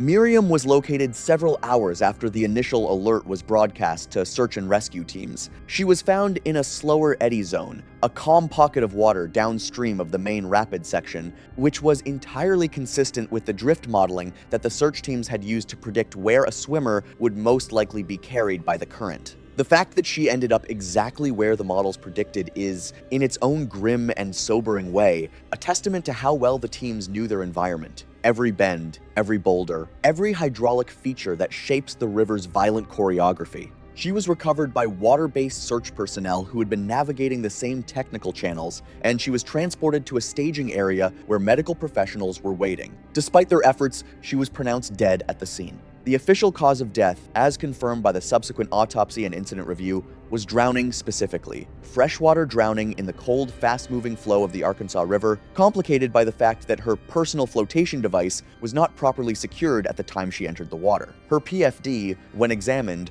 was found to be improperly secured. The specifics of that finding, which buckles, in what state are part of the incident documentation, but the headline is clear. It was not on her the way it should have been. Whether that was the state it was in when she entered the water, or whether it shifted or came loose during her time in the river, investigators considered both possibilities. But the weight of the physical evidence pointed toward a PFD that had not been properly fastened before the trip launched. That finding circled back directly to the staging dispute, the handoff, and the unresolved status that Ruben had never been told about. The raft was recovered separately downstream and logged as part of the incident record. The official incident classification noted both a procedural failure in the termination staging process, meaning the handoff from Tom to Ruben, without proper status communication, and PFD noncompliance escalation, meaning the chain of events starting from the staging dispute. After the final report was filed and the outfitter's reputation took a lasting hit, it became painfully clear that Miriam's relentless need to assert control and demand special treatment didn't just cost a guide his job, it cost her the very people who could have helped her when the water turned deadly.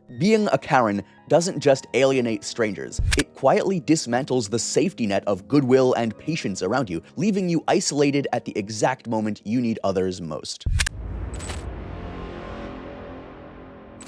It was October 5th, 2021. The Grapevine Mountains in Death Valley National Park formed a remote canyon system of fractured volcanic rock and narrow drainages, where small navigation errors could quickly lead to isolation due to distance and lack of visible reference. Points once off the main track. Theo Barsanti, 41, was a California-based documentary creator running a YouTube channel focused on abandoned sites, mining history, and forgotten infrastructure. While experienced in basic exploration, his recent work had increasingly become audience-driven, with expeditions shaped by viewer interest, narrative structure, and production timelines rather than purely logistical caution. For months, Barsanti had been pursuing a potential forgotten mining structure based on early 20th century archival photographs. After narrowing its possible location through historical mapping, he identified a remote canyon system in Death Valley as the most likely site. He framed the expedition for his audience as a discovery-focused field mission. Honestly, I'd already be cautious here because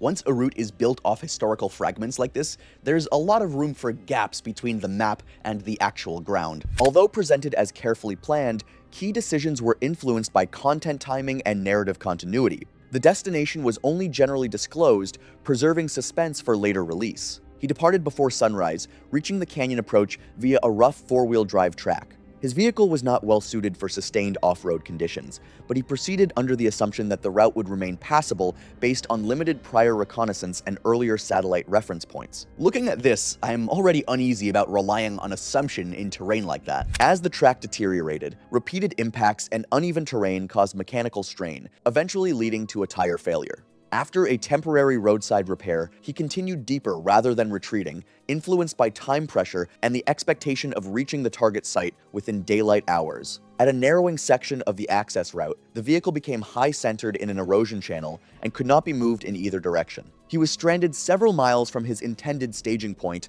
with limited water, no reliable communication, and a destination still farther inside the canyon system. At this point, Barsanti made a critical decision, influenced by both logistical pressure and content continuity. He abandoned the vehicle and continued on foot while documenting the situation. This marked the transition from planned travel to unsupported backcountry movement. Initial foot travel was slow but manageable as he entered the drainage system.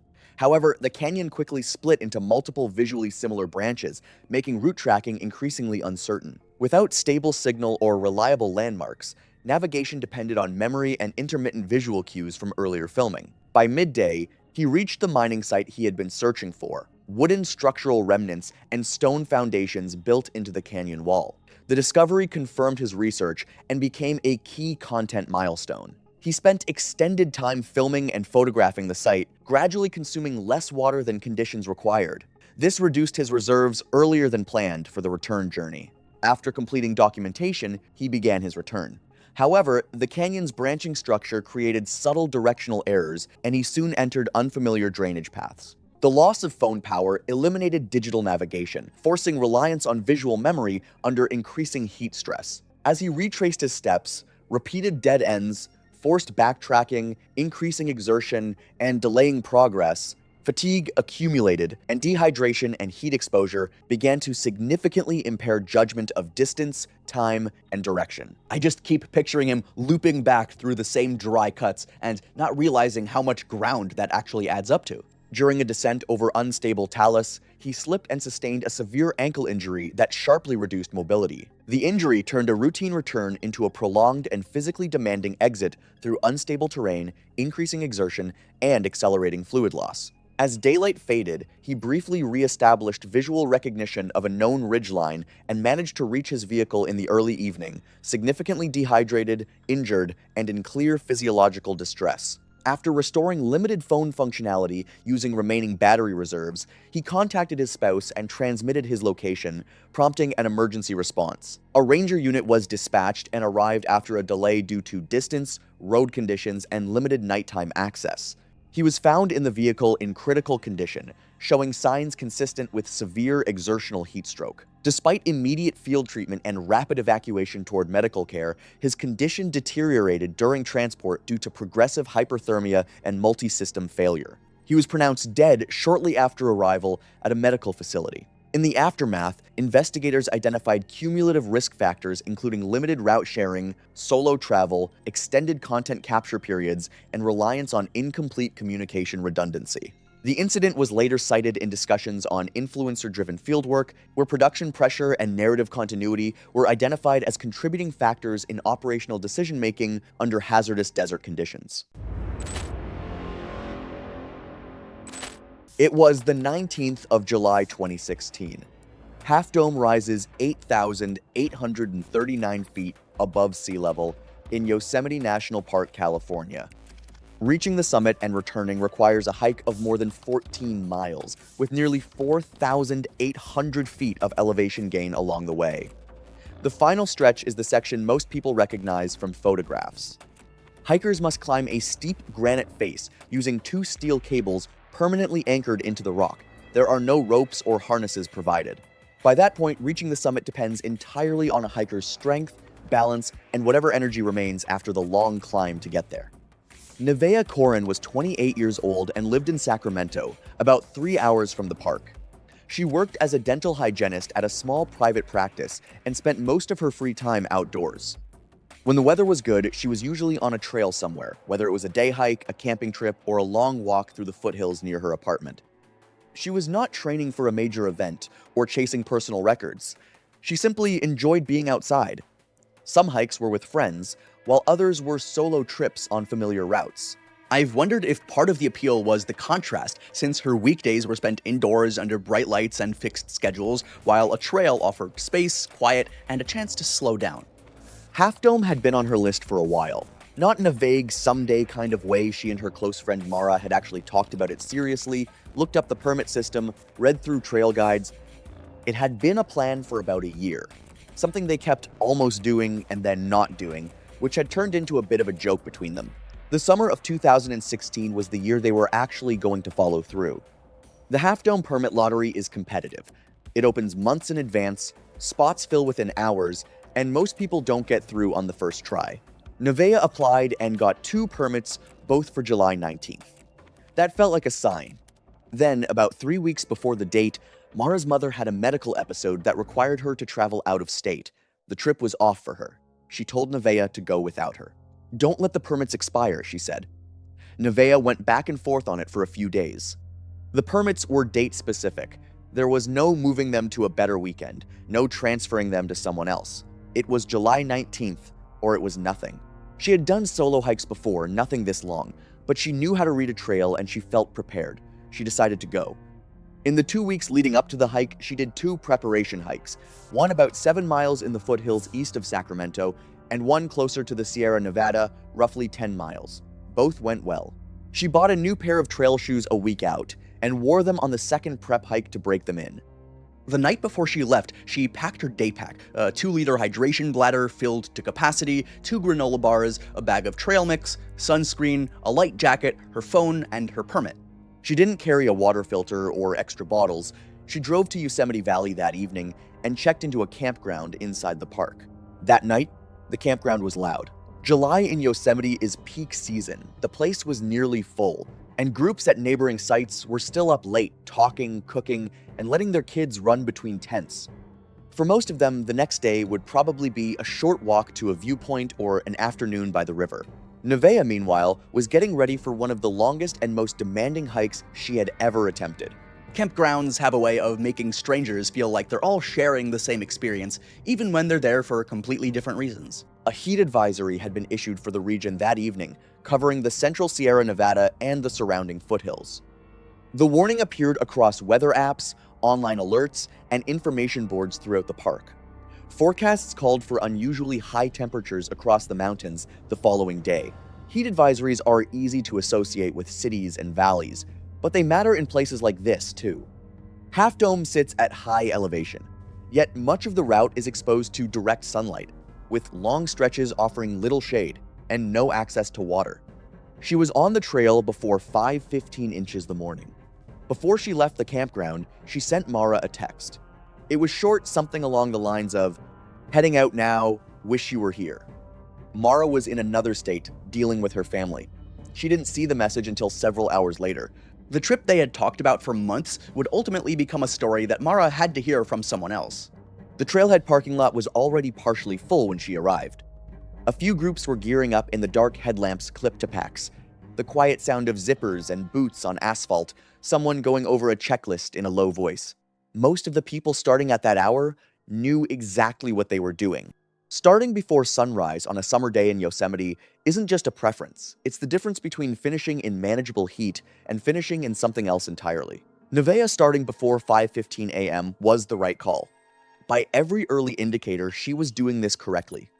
The first section of the hike follows the Mist Trail, a steep, well-worn path that climbs past Vernal Fall through more than 600 stone steps cut directly into the granite.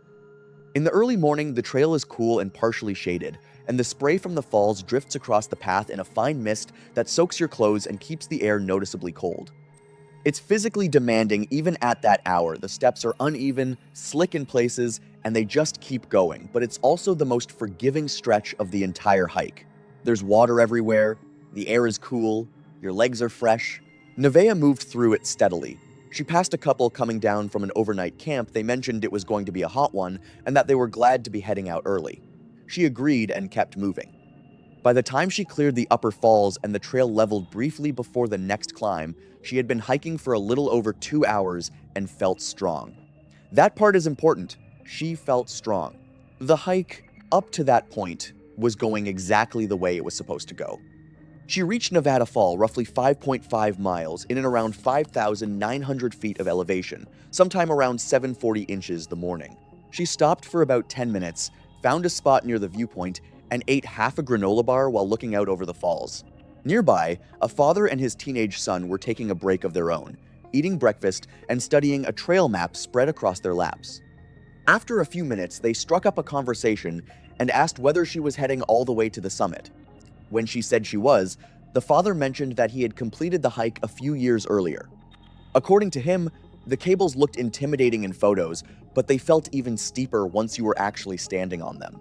At the time, it was just a brief conversation during a rest stop. Neither of them had any reason to think they'd be among the last people to see her doing well. She took a photo before leaving the light still low and golden across the fall, the mist catching it. It was time-stamped. She was already roughly a third through her water. That's not alarming on its own. 2.5 hours of hiking, some of it steep.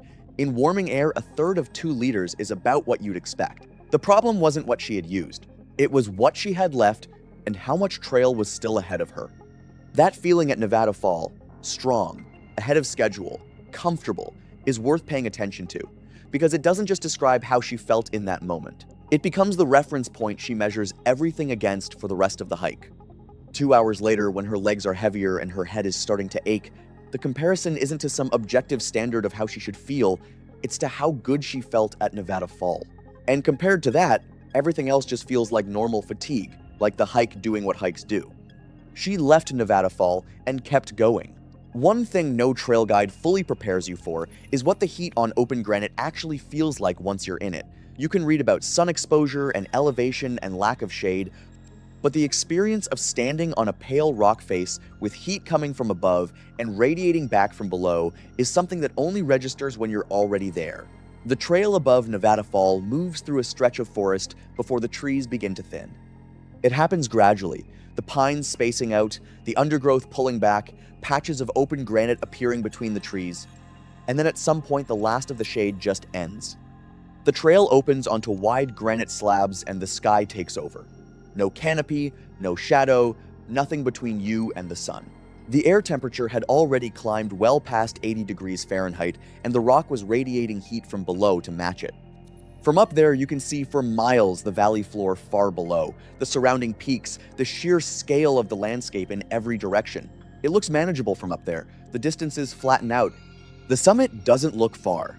That's not a comfort, it's a trick the terrain plays on you, and it works on almost everyone. The dangerous thing about commitment is that it accumulates slowly, and by this point, turning around would have felt far more difficult than it sounds. The first rest stop came somewhere on the open switchbacks. She stopped, hands on her knees, breathing steadier than her legs felt. Started again after a minute or two. A mild headache had settled in somewhere above her eyes, the kind that's easy to put down to squinting in bright light or the altitude or just the effort of the climb. She noted it and kept going. Somewhere further up the exact point, isn't clear she noticed the hydration bladder was lighter than she expected. Not close to empty, but lighter than it should have been for where she was on the trail. She had been drinking steadily without really tracking it, and the reservoir had dropped faster than her pace suggested it should. She was still a significant distance from the summit. The calculation she would have made in that moment was probably something like this. I'm more than halfway there. I've been moving well. I can manage what's left. The kind of reasoning that makes sense when quitting feels worse than carrying on. At some point on that stretch, she noticed the amount of water other hikers were carrying. Large bottles clipped to backpacks, hydration reservoirs with tubes running across their chests, extra supplies tucked into side pockets. Early in a hike, details like that barely register. But here's the thing, when your own supply is running low, trust me, it's hard not to compare what you're carrying to what everyone else has. The second rest stop came not long after. She stopped again, this time sitting briefly on a flat section of rock. The headache was still there, slightly more present than before, sitting behind her eyes rather than above them. She drank the last meaningful amount of water she had and stood back up. The trail ahead was still exposed, still climbing, still offering nothing in the way of relief. Around mid-morning, she reached a flat section of trail a little over a mile below the subdome. A group of 3 hikers heading down passed her. They had already been up to the cables and knew how hot the upper trail had become. One of them slowed when he saw her sitting on a rock in the sun, shoulders slumped, a nearly empty water bottle resting in her lap. He asked if she was doing okay. Nevaeh said she was just taking a break. The hiker mentioned that temperatures were climbing quickly and that there was still a fair amount of trail ahead. She thanked him, rested for another minute, then got back on her feet and continued upward. The trail between that point and the subdome doesn't give you anything. No shade, no water, no flat ground, just a steady upward grind across open granite with the heat coming from above and reflecting back from below. Other hikers were still visible ahead and behind, which made continuing feel like the normal thing to do. When the people around you are still moving upward, stopping feels like the unusual choice. You calibrate your sense of what's acceptable based on what everyone else is doing. Nobody around her was turning back. By the time she reached the base of the subdome, she had been hiking for more than 5 hours. Temperatures had climbed into the low 90s, and her water supply was nearly gone. At most, she had a few small mouthfuls left. The summit was closer than it had ever been. She kept going. This part made me wonder, did it still feel like a challenge at that point? Or had she already shifted into that stubborn mindset where the only thing that mattered was reaching the end? Sometime around 10:30 inches the morning, she began climbing the subdome steps. If the trail up to that point had been hard, the subdome was something different. It's roughly 600 feet of near vertical exposed granite, steep enough that there are fixed handrails bolted into the rock, steep enough that you're using your hands as much as your legs. In reasonable conditions, with water and energy, it's demanding, but manageable. But let me tell you, in low 90s heat, after 5 hours of climbing with almost nothing left to drink, each step up those stairs takes a little more out of you. She was moving slowly, one hand on the railing, pausing every few steps to let her breathing settle. At the top of the subdome, just before the cables begin, there's a point where rangers or trail volunteers check permits before allowing hikers onto the face. Someone saw her there. Looked at her face, checked her card, waved her through. A routine interaction, unremarkable, over in seconds. She continued to the cable base and sat down on the granite. She wasn't in shade. Over the next several minutes, she finished the last of her water, taking a few small sips until the hydration bladder was empty. Nearby, 2 hikers were preparing for the cables, adjusting gloves, and making final checks before beginning the climb. One of them noticed Nevaeh sitting on the granite, looking up toward the summit. She wasn't talking, she wasn't moving much, but neither of those things would have stood out in a place like this. Plenty of hikers stop at the base of the cables to rest and mentally prepare before heading up. The 2 hikers eventually began their ascent. Before she stood up, she took a photo pointing upward at the cables, the summit visible above them, the granite face in full midday sun. It was the last photo on her phone. Her permit was still clipped to the outside of her pack. She was out of water, but she started the cables anyway. Here's what the cables actually look like up close. 2 parallel steel cables anchored into the granite face, with wooden foot rungs bolted into the rock about every 10 feet. The angle averages around 45 degrees, but steepens in sections.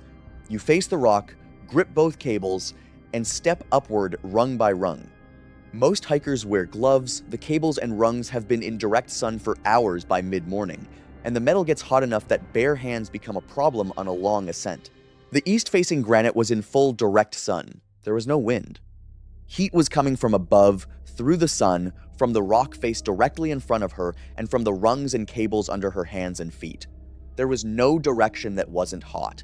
If there's one thing this story reinforced for me, it's that heat doesn't need to feel dramatic to be dangerous. She moved slowly from the start. A solo hiker who began the cables a few minutes behind her kept a comfortable distance and watched her go one rung at a time, pausing between steps, movements deliberate but increasingly labored. He didn't think it was unusual. The cables are hard. The heat was obvious to everyone on the face. The summit was visible from the moment she started climbing. From the base, it looks achievable. As you get higher, it gets closer in a way that feels like progress even when your body is telling you something different. 2/3 of the way up, the top is roughly 120 feet away. That's closer than the base is. At that point, going up and going down are almost the same distance, except going up ends at the summit and going down ends where you already were. About 2/3 of the way up, Somewhere around 260 to 280 feet above the base, she stopped. Both hands remained on the cable, but she wasn't climbing anymore. The hiker behind her waited for a moment, assuming she was just taking a break. After a while, he asked whether she wanted him to pass. There was no real response.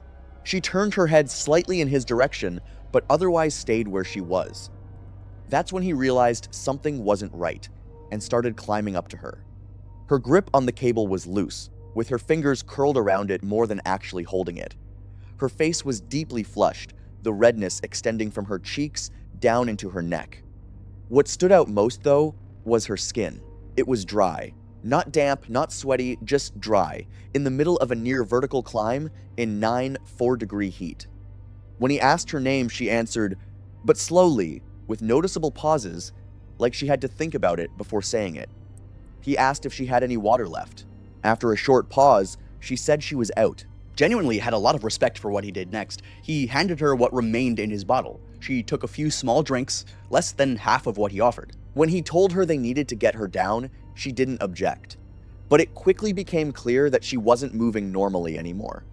Her legs still worked, but she seemed unable to coordinate what they were supposed to do. Every step had to be guided, almost like she was following instructions rather than making the movements herself. Getting someone in that condition down the cables was not a simple task. Descending meant facing the rock, stepping backward, and maintaining a grip on both cables at the same time. Even under normal circumstances, it could feel awkward. With someone who could no longer reliably direct their own movements, it became far more difficult. He positioned himself directly above Nevaeh, keeping one hand on the cable and the other near her shoulder while guiding her through each step. A woman who had been climbing behind them noticed what was happening, turned around, and began helping as well. She stayed below Nevaeh, helping guide her feet onto each wooden rung. For the next stretch of the descent, the three of them worked their way down the cables together. There was no specialized equipment and no real plan beyond getting her safely back to the bottom. They simply adapted to the situation in front of them, one careful step at a time. It took somewhere between 35 and 40 minutes to bring her from her position on the cables to the base of the subdome. Every minute of that descent, the sun was on all of them. By the time she reached the flat area at the bottom, she couldn't stand without support. She was lowered to the ground, her skin was hot and dry to the touch, her breathing was rapid and shallow. She was conscious, but not responding to most questions. The hiker who had been behind her on the cables managed to find a single bar of cell service. He placed a call shortly after noon, but it dropped before he could finish. He tried again. That call dropped too. A few minutes later, a third attempt finally connected. He reported an unresponsive woman near the base of the cables and gave the best description of their location that he could. A helicopter was sent from a facility roughly 40 miles away. Then there was nothing left to do but wait. I've always thought that waiting might be the cruelest part of an emergency, knowing help is on the way, but having no idea whether it'll arrive soon or not soon enough. The two hikers moved her to the only shade they could find, a shallow rock overhang barely wide enough to offer any meaningful relief. It blocked the direct sunlight, but the granite beneath her had been absorbing heat since morning and was still radiating it back into the air. They poured the little water they had left over her neck and forearms. At some point, another hiker stopped, took one look at the situation, and handed over a small bottle of water without being asked. It wasn't enough to change much, and everyone there probably understood that. More hikers passed through during the wait. Some stopped briefly to ask whether help was on the way before continuing down the trail. There wasn't much anyone could do. Nevaeh was no longer speaking. Her eyes occasionally followed movement, but she wasn't responding to her name. The two hikers who had brought her down the cables stayed beside her, doing what they could with the limited shade and water available. Those two strangers could have continued their day, but instead they chose to share the burden of someone else's worst one. The next 70 minutes would test the limits of what compassion alone could accomplish. The helicopter arrived and landed on a flat granite shelf about 200 feet from her position. Her core temperature, measured on scene, was 106.1 degrees Fahrenheit. She was carried to the aircraft on a litter. She did not regain consciousness during transport. Nevaeh Corin was pronounced dead that afternoon. Below, on the trail, the day continued. Other hikers were still on the cables, still coming up from the subdome, still making their way down from the summit. The helicopter would have been visible to some of them, a brief interruption in the sky above the dome. Most of them wouldn't have known what it was for. By the time the last hikers cleared the trail that evening, the only sign that anything had happened was a car still sitting in the trailhead parking lot after dark. The autopsy was completed 2 days later. The cause of death was exertional heat stroke. In plain terms, the body regulates its internal temperature through sweating. During prolonged exertion in extreme heat, if fluid loss outpaces intake, that system begins to fail. The body stops cooling itself, core temperature rises. Past a certain threshold, organs begin to sustain damage from the heat directly: the liver, the kidneys, eventually the brain. It doesn't happen suddenly. It builds over hours, quietly, while the person is still moving and still making decisions. The visible signs show up late. By the time someone looks obviously wrong, the process has usually been underway for a long time. The autopsy revealed liver cell death and kidney damage consistent with severe heat stroke and prolonged physical exertion, while toxicology results were negative and no underlying medical conditions were identified. Based on the time-stamped photos, the empty hydration bladder, and her recorded temperature at rescue, the medical examiner estimated she had likely crossed into the critical phase somewhere around the time she started the cables, possibly earlier, on the final stretch of the upper trail. The 70-minute wait for the helicopter was within normal parameters for that terrain and distance. It was also, by that point, almost certainly beyond the window where intervention would have changed what happened. Her belongings were collected and returned to her next of kin. Mara was notified that night. The case was closed as an accidental death. It was April 14th, 2023. A remote section of Death Valley National Park formed a network of canyons, dry washes, and broken ridgelines where navigation errors could quickly lead to isolation. The terrain included narrow limestone cuts, unstable talus slopes, and dry drainages with seasonal or unreliable water sources. Jonah Okoye, 34, was a Texas-based content creator running a channel testing new tech in real-world settings. He was especially focused on AI tools, basically seeing if they could actually handle planning trips, not just generate them on paper. For this project, he used an AI travel assistant to build a full wilderness route with almost no input from him. I keep noticing how easy it's become to treat AI output like it's already been checked for facts, even when it hasn't. A few days before the trip, he accepts an AI-generated Death Valley route with canyons, a mapped water source, and a ridge connection, treating it as a controlled test without really adjusting or questioning it. The plan looked structured but had major issues that weren't caught before departure. A seasonally dry water source, altered routes from erosion and flash flooding, underestimated hydration needs, and a ridge section requiring technical talus movement. None of it was independently verified. A park ranger briefly warned him that water in the area was uncertain, but he proceeded anyway. He entered the backcountry with limited water, standard gear, and no emergency communication device. Once past the trailhead, cell service dropped as he moved deeper into the canyon system under rising temperatures. I've seen that moment before where the connection just disappears and you're fully on your own after that point. Early progress through the drainage network was steady, though an unexpected washout forced an unplanned detour across unstable debris fields. The added distance and physical effort increased exertion beyond initial projections. By late morning, as ambient temperatures climbed and solar exposure intensified, his rate of hydration consumption increased significantly. As the terrain opened into exposed sections of sand and fractured rock, heat reflected upward from pale surfaces, compounding thermal strain. Fatigue began to accumulate, and rest intervals became more frequent. Despite these signs, Jonah continued along the planned route, relying on the assumption that the next waypoint would provide relief and replenishment. At the mapped water source, Jonah found only a dry basin, as the AI had incorrectly assumed seasonal flow. With no nearby alternatives and reduced reserves, he documented the failure on camera but continued the route, prioritizing completion of the experiment over retreat. Overnight conditions allowed limited recovery, but the next segment proved more severe than expected. The ridge connection required sustained climbing over unstable talus and fractured rock, increasing exertion and fluid loss at a critical stage. During the ascent, he slipped and struck his knee on exposed stone, significantly reducing mobility. From that point, both ascent and descent became hazardous due to injury, fatigue, and unstable terrain. His remaining water soon ran out, and he became increasingly disoriented with no reliable communication. He recorded a short video describing his condition before attempting a descent, but progress was slow and limited by injury and exhaustion. Concern was raised when he failed to return on schedule and his vehicle remained at the trailhead, prompting a search operation across the canyon network with ground teams and aerial reconnaissance deployed. That short recording ends up being the only thing I have to go on once everything else goes quiet. He was eventually located in a lower drainage zone, conscious but severely dehydrated, with a swollen knee and limited mobility. His condition was critical, with signs of advanced heat illness compounded by prolonged exposure and fluid loss. Although ground teams reached him and began assisted movement out of the canyon, his condition deteriorated rapidly during extraction. The combination of severe dehydration, exertional heat stress, and inability to stabilize his body temperature led to collapse before evacuation could be completed. He was pronounced dead shortly after being transferred to a ranger-accessible point, with medical assessment citing hyperthermia and multi-organ failure consistent with prolonged heat exposure and exertion under dehydration.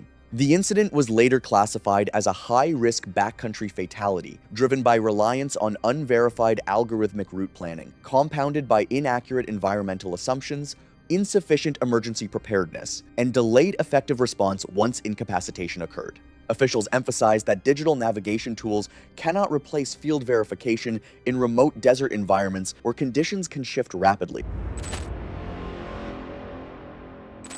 Hello and welcome to The Last Hike. In this video, I'll go through the story of a hiker whose childlike faith in Google Maps was so absurdly misplaced that she ignored some deadly warnings. Her naive shortcut detour spiraled into a slow-motion horror show of collapse, ending in a death so gruesome that even hardened investigators called it a textbook tragedy of blind faith. It was Friday, the 14th of June, 2019, a day that started the same way hundreds of other days at the Grand Canyon start, with headlamps, water bottles, and people convincing themselves that today was going to go exactly as planned. Her name was Dana Schulman, 31 years old, from Phoenix, Arizona. She worked at a mid-sized marketing firm downtown, sat at a desk most of the week, and had only started hiking a few months earlier. It began as a casual way to lose weight and clear her head short loops at South Mountain Park near her apartment, then a few well-traveled trails in the Superstitions on weekends. She had bought real hiking shoes and a day pack. She had downloaded AllTrails and Google Maps. She was not a thrill seeker. She was the kind of person who read reviews before booking a restaurant and kept her car registration current. Her coworkers described her as organized and thorough, the type who sent meeting agendas the day before. But she had never done anything like the Grand Canyon. For over a year, she had wanted to see the Colorado River from inside the canyon after being inspired by striking photos online. When a long holiday weekend gave her 4 free days, she decided it was finally time to make the trip and experience the river firsthand. She prepared, sort of. She read a few blog posts about the South Kaibab Trail, mostly first-person accounts that focused on the views. She watched a YouTube video shot in the spring when the temperatures were mild, and the hiker in the video made the climb back up look hard but doable. She spent an evening on Google Maps tracing the route down to the river and back. She planned her start time to beat the worst of the heat. She told a friend where she was going and when she expected to be back. By the time she packed her bag the night before, she had done what most casual beginners would consider a thorough job of getting ready. Now, knowing how it ended, I realized the issue wasn't a lack of effort, it was actually inexperience. She lacked the knowledge to recognize the danger that she was facing. The forecast for that Friday was not ambiguous. Temperatures on the rim were expected to reach the low 90s. On the canyon floor, near the river corridor, it was going to be close to 112 degrees Fahrenheit by early afternoon. The National Park Service had been issuing heat advisories. Their guidance was specific. Do not hike below the rim between 10 a.m. and 4 p.m. during peak summer heat. The warnings were on signs, on the park website, on kiosks at the trailhead. They were not hidden.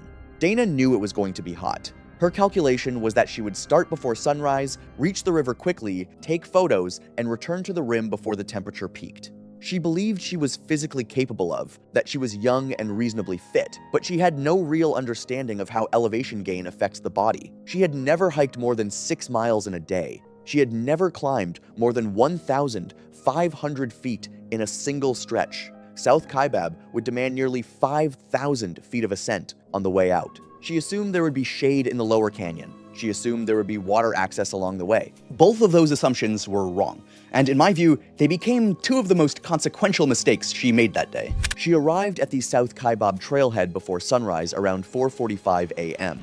The parking area was already active. This is normal for a summer Friday at the Grand Canyon. Other hikers moved around in the pre-dawn dark with headlamps, checking pack straps, filling water bottles at the station near the trailhead kiosk. The air was cool, maybe 65 degrees. There was a light breeze. It felt like a perfect morning. Rangers were stationed at the trailhead, as they regularly are during high heat periods. They were speaking with visitors, handing out printed heat advisory cards, and pointing people toward the water stations. A whiteboard near the trailhead listed the expected high temperature in the inner canyon, 112 degrees Fahrenheit. The warnings were visible and spoken aloud. A couple from Colorado later told investigators they had a brief conversation with Dana near the trailhead. They were preparing for a shorter out-and-back hike, and she approached them to ask whether South Kaibab was the fastest route down to the river. They confirmed it was. They also told her that the climb back out was brutal, long, fully exposed, with no water sources anywhere on the trail. She nodded. She seemed excited, maybe a little nervous. She thanked them and moved on. The woman from Colorado later recalled thinking that Dana's pack looked small, but she didn't say anything. A fellow hiker later told investigators her pack appeared unusually light for a river hike, and estimated she was carrying only a limited water supply, though he chose not to intervene. Dana's gear consisted of a day pack, about 3 liters of water, energy bars, a phone, and a backup battery. She carried no electrolyte supplements, emergency locator beacon, or paper map, relying instead on a screenshot of the trail map stored on her phone. She was wearing trail running shoes sufficient for the maintained trail and lightweight synthetic pants. She had a hat and sunglasses. She looked like someone who had watched a few YouTube videos and bought gear at REI. She was not the worst prepared person to ever start down South Kaibab, but she was far from the best. South Kaibab is one of the most dramatic trails in the American National Park System. It drops approximately 4,800 feet, over roughly 7 miles to the Colorado River, and it accomplishes most of that drop in the open. There are almost no trees on South Kaibab. There is almost no shade. It is a series of exposed switchbacks carved into the canyon wall, and on a clear summer morning, the views from those switchbacks are the kind that make you stop walking entirely just to look. The sunrise was hitting the canyon walls in horizontal layers of orange and pink and deep red as Dana made her way down, and she was taking photos frequently. That's documented. Her friend later provided text messages sent from the trail that morning, and the tone was unmistakably joyful. She texted that the place was unreal, that she was already way deeper than she had expected. She noted that the trail was steeper than she had imagined, a comment that almost every first-time South Kaibab hiker would recognize. She passed hikers who were already on their way back up, experienced canyon hikers who had started their climb out before dawn to beat the heat. I've even read several witness accounts of people mentioning the heat to her. One woman, a seasoned backpacker from Flagstaff, told her directly that she should consider turning around before 10 a.m. The exchange was brief and friendly. Dana was polite, but she felt good. Her heart rate was elevated but manageable. Her legs were responding well. The river was pulling her forward with that particular magnetism that the bottom of the Grand Canyon seems to generate. If you're a hiker like me, that feeling of physical competence is real, and it's also one of the canyon's most effective traps. The descent is rewarding in a way that sedates your risk-sensing instincts. You feel good, so you assume things will continue to feel good. But your body has been spending energy and water the entire time, and none of that gets paid back on the way down. It all comes due on the climb. She reached the river corridor, the area adjacent to the Colorado River at the canyon floor, around 9 a.m. She sent another message to her friend. "Made it! Not as hard as everyone said." Her friend responded, "Be careful coming back. Heat is no joke." That exchange, timestamped and later recovered from her friend's phone, placed Dana at the river after roughly 4 hours of descent. She had covered nearly 7 miles and dropped close to a mile in elevation. She took photographs near the water. The river was there, exactly as she had imagined it. Narrow, muddy brown in the summer light, with canyon walls rising thousands of feet into the sky on every side.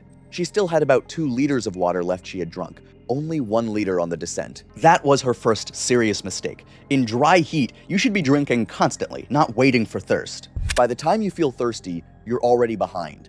She didn't know that. She sat on a rock, ate half an energy bar, and pulled out her phone. The temperature was already climbing past 90 degrees at the river. It was going to get much worse. The plan, as she had conceived it back in Phoenix, was simple. Rest at the river for 20 minutes, then start the climb back out. Stick to South Kaibab. Stay on the trail. That plan was going to be hard. It was going to require real effort in genuine heat, but it was executable. People complete that exact route every day throughout the summer. I've even done it myself. Instead, she opened the hiking app on her phone, a popular trail finding app that works offline with downloaded maps. Weeks earlier, while planning the trip, she had saved a pin for a viewpoint called O'Neill Butte. The photos online showed a dramatic overlook of the canyon's inner gorge. From the river, the app showed a trail, a thin blue line that appeared to connect to that viewpoint via a short side route. The distance on screen looked manageable, maybe half a mile. What Dana did not know, and what the app did not communicate, was that the blue line represented a combination of a legitimate NPS trail for the first few hundred yards, and then a faint, unmaintained use path that faded into loose rock and dead-end drainages. The app did not distinguish between maintained trails and social trails. On a 5-inch phone screen, with the sun already bright, the difference looked like nothing at all. She made a calculation that many beginners make. "I came all this way. I'm right here. It's just a few more minutes." She sent a text to her friend, "Going to check out a viewpoint real quick, then heading up." Her friend replied, "Don't go off trail. Please just start climbing out." Dana did not respond. A backpacker in the area had the last confirmed encounter with her. He was filtering water near the river and noticed a young woman standing at the edge of a dry wash, staring at her phone with a concentrated frown. He approached and asked if she needed help finding the main trail. She told him she was looking for a route to O'Neill Butte. He told her he didn't think there was a direct trail from here, that she'd need to go back up South Kaibab and take a different tralu. She thanked him, but seemed unconvinced. She turned and started walking up a side drainage. He watched her for a moment, considered following, then decided she was an adult. He went back to filtering water. No one saw Dana Schulman again after that. Now, I should note that everything from this point forward was reconstructed by investigators. They worked from her phone's GPS data, her text messages and their timestamps, location pings from her carrier's network, and the 911 call. What follows is their best reconstruction of what happened. Where the evidence is direct, I'll say so. Where investigators and experts are drawing conclusions from physical evidence, I'll say that too. She kept moving after the backpacker left. The GPS data shows continued movement away from the main corridor, heading east-northeast into terrain that does not appear on any National Park Service map as a maintained route. The temperature was climbing past 100 degrees by 11 a.m. In the inner canyon away from the river, with no breeze and the sun angling down between the walls, the air does not just warm up, it accumulates heat. The rock walls absorb it all morning and begin releasing it back. Standing anywhere in that environment without shade is the physiological equivalent of sitting in a parked car with the windows up. She texted her friend around 11:30 a.m. "The trail got weird. Not sure I'm going the right way." That message, timestamped and recovered later, is one of the more significant pieces of evidence in the investigation because it marks the moment when she recognized something was wrong but hadn't yet escalated it to an emergency. Her friend reading that text in Phoenix replied immediately, "Go back to the main trail. Do not keep going. Turn around." Dana's response was, "I think I'm almost there." That response, measured against the GPS data from that same time window, is very likely incorrect. Investigators believe she was already moving away from any maintained trail and further into unmapped terrain. The viewpoint she was trying to reach was not close. It was over a mile away, across a series of small ridges and dry washes. The route she was on was not the one she thought she was on. But from where she was standing, looking at her phone, with the blue line showing a destination just ahead, it probably felt like she was nearly done. Most of us have been in a version of that situation, slightly lost, but confident we're about to figure it out. The difference between that experience in a city park and that experience in the inner Grand Canyon in June is the difference between inconvenience and a survival situation. She was burning water her body could not replace. The electrolytes she hadn't packed were already a deficit her muscles were starting to feel. And every step she took was a step taken in the hottest part of one of the hottest places in North America. The terrain Dana was moving through, reconstructed from the GPS track, was consistent with the landscape that exists just off the maintained corridors in the inner canyon. It is not dramatic in the way that canyon terrain is usually described. No sheer cliffs, no technical climbing. It is subtler and in some ways worse. Loose rock underfoot that shifts when you step on it. Dry washes that look exactly like trails but lead to dead ends or down into side drainages that have no clear exit. Small canyon branches that appear to be going in the right direction until they aren't. Junctions that aren't junctions. Paths that fade into nothing. Her phone's offline maps operating in this environment were showing her lines that carried the visual authority of real routes. In reality, investigators believed those lines represented either faint use paths worn by occasional off-trail travel or, in some cases, simply the algorithm's inference of possible connectivity between two points. The app was doing what it was designed to do. It just wasn't designed for the Grand Canyon Inner Canyon in June with a dehydrated hiker making decisions under advancing heat illness. Her texts became less frequent and shorter. The one that stands out arrived around 12:45 p.m. This doesn't look right. Those 4 words are the clearest signal in the written record that she understood she had made a mistake. Her friend, who had been growing increasingly anxious, began calling. The calls went to voicemail. Whether she couldn't hear them over the terrain, or whether the signal was too weak to connect consistently, or whether she was already in a condition where answering a call felt impossible, the records don't definitively say. What the GPS data does show is that during the period following that last text, her movement became erratic in a very specific way. Short bursts of movement in one direction, then a stop, then movement in a different direction, then backtracking over ground she had already covered. This is the GPS signature of someone who is lost and trying to reorient, moving towards something that looks promising, discovering it isn't, reversing, trying again. Investigators estimated she spent over an hour in this pattern from roughly 1 p.m. to 2:15 p.m. Every minute of that hour was a minute spent in temperatures that had reached 110 degrees Fahrenheit in full exposure, with her water running dangerously low and no shade available. The physical cost of that hour was compounding in ways that would very shortly take the decision-making out of her hands entirely. By mid-afternoon, around 2 p.m., the Inner Canyon temperatures were near their daily peak of 112 degrees Fahrenheit. The sun was as high as it gets, which meant the canyon walls cast almost no shadow at that hour. The rock's surface temperature, the actual temperature of the ground she was walking on, was substantially higher than the air temperature above it, likely exceeding 140 degrees Fahrenheit.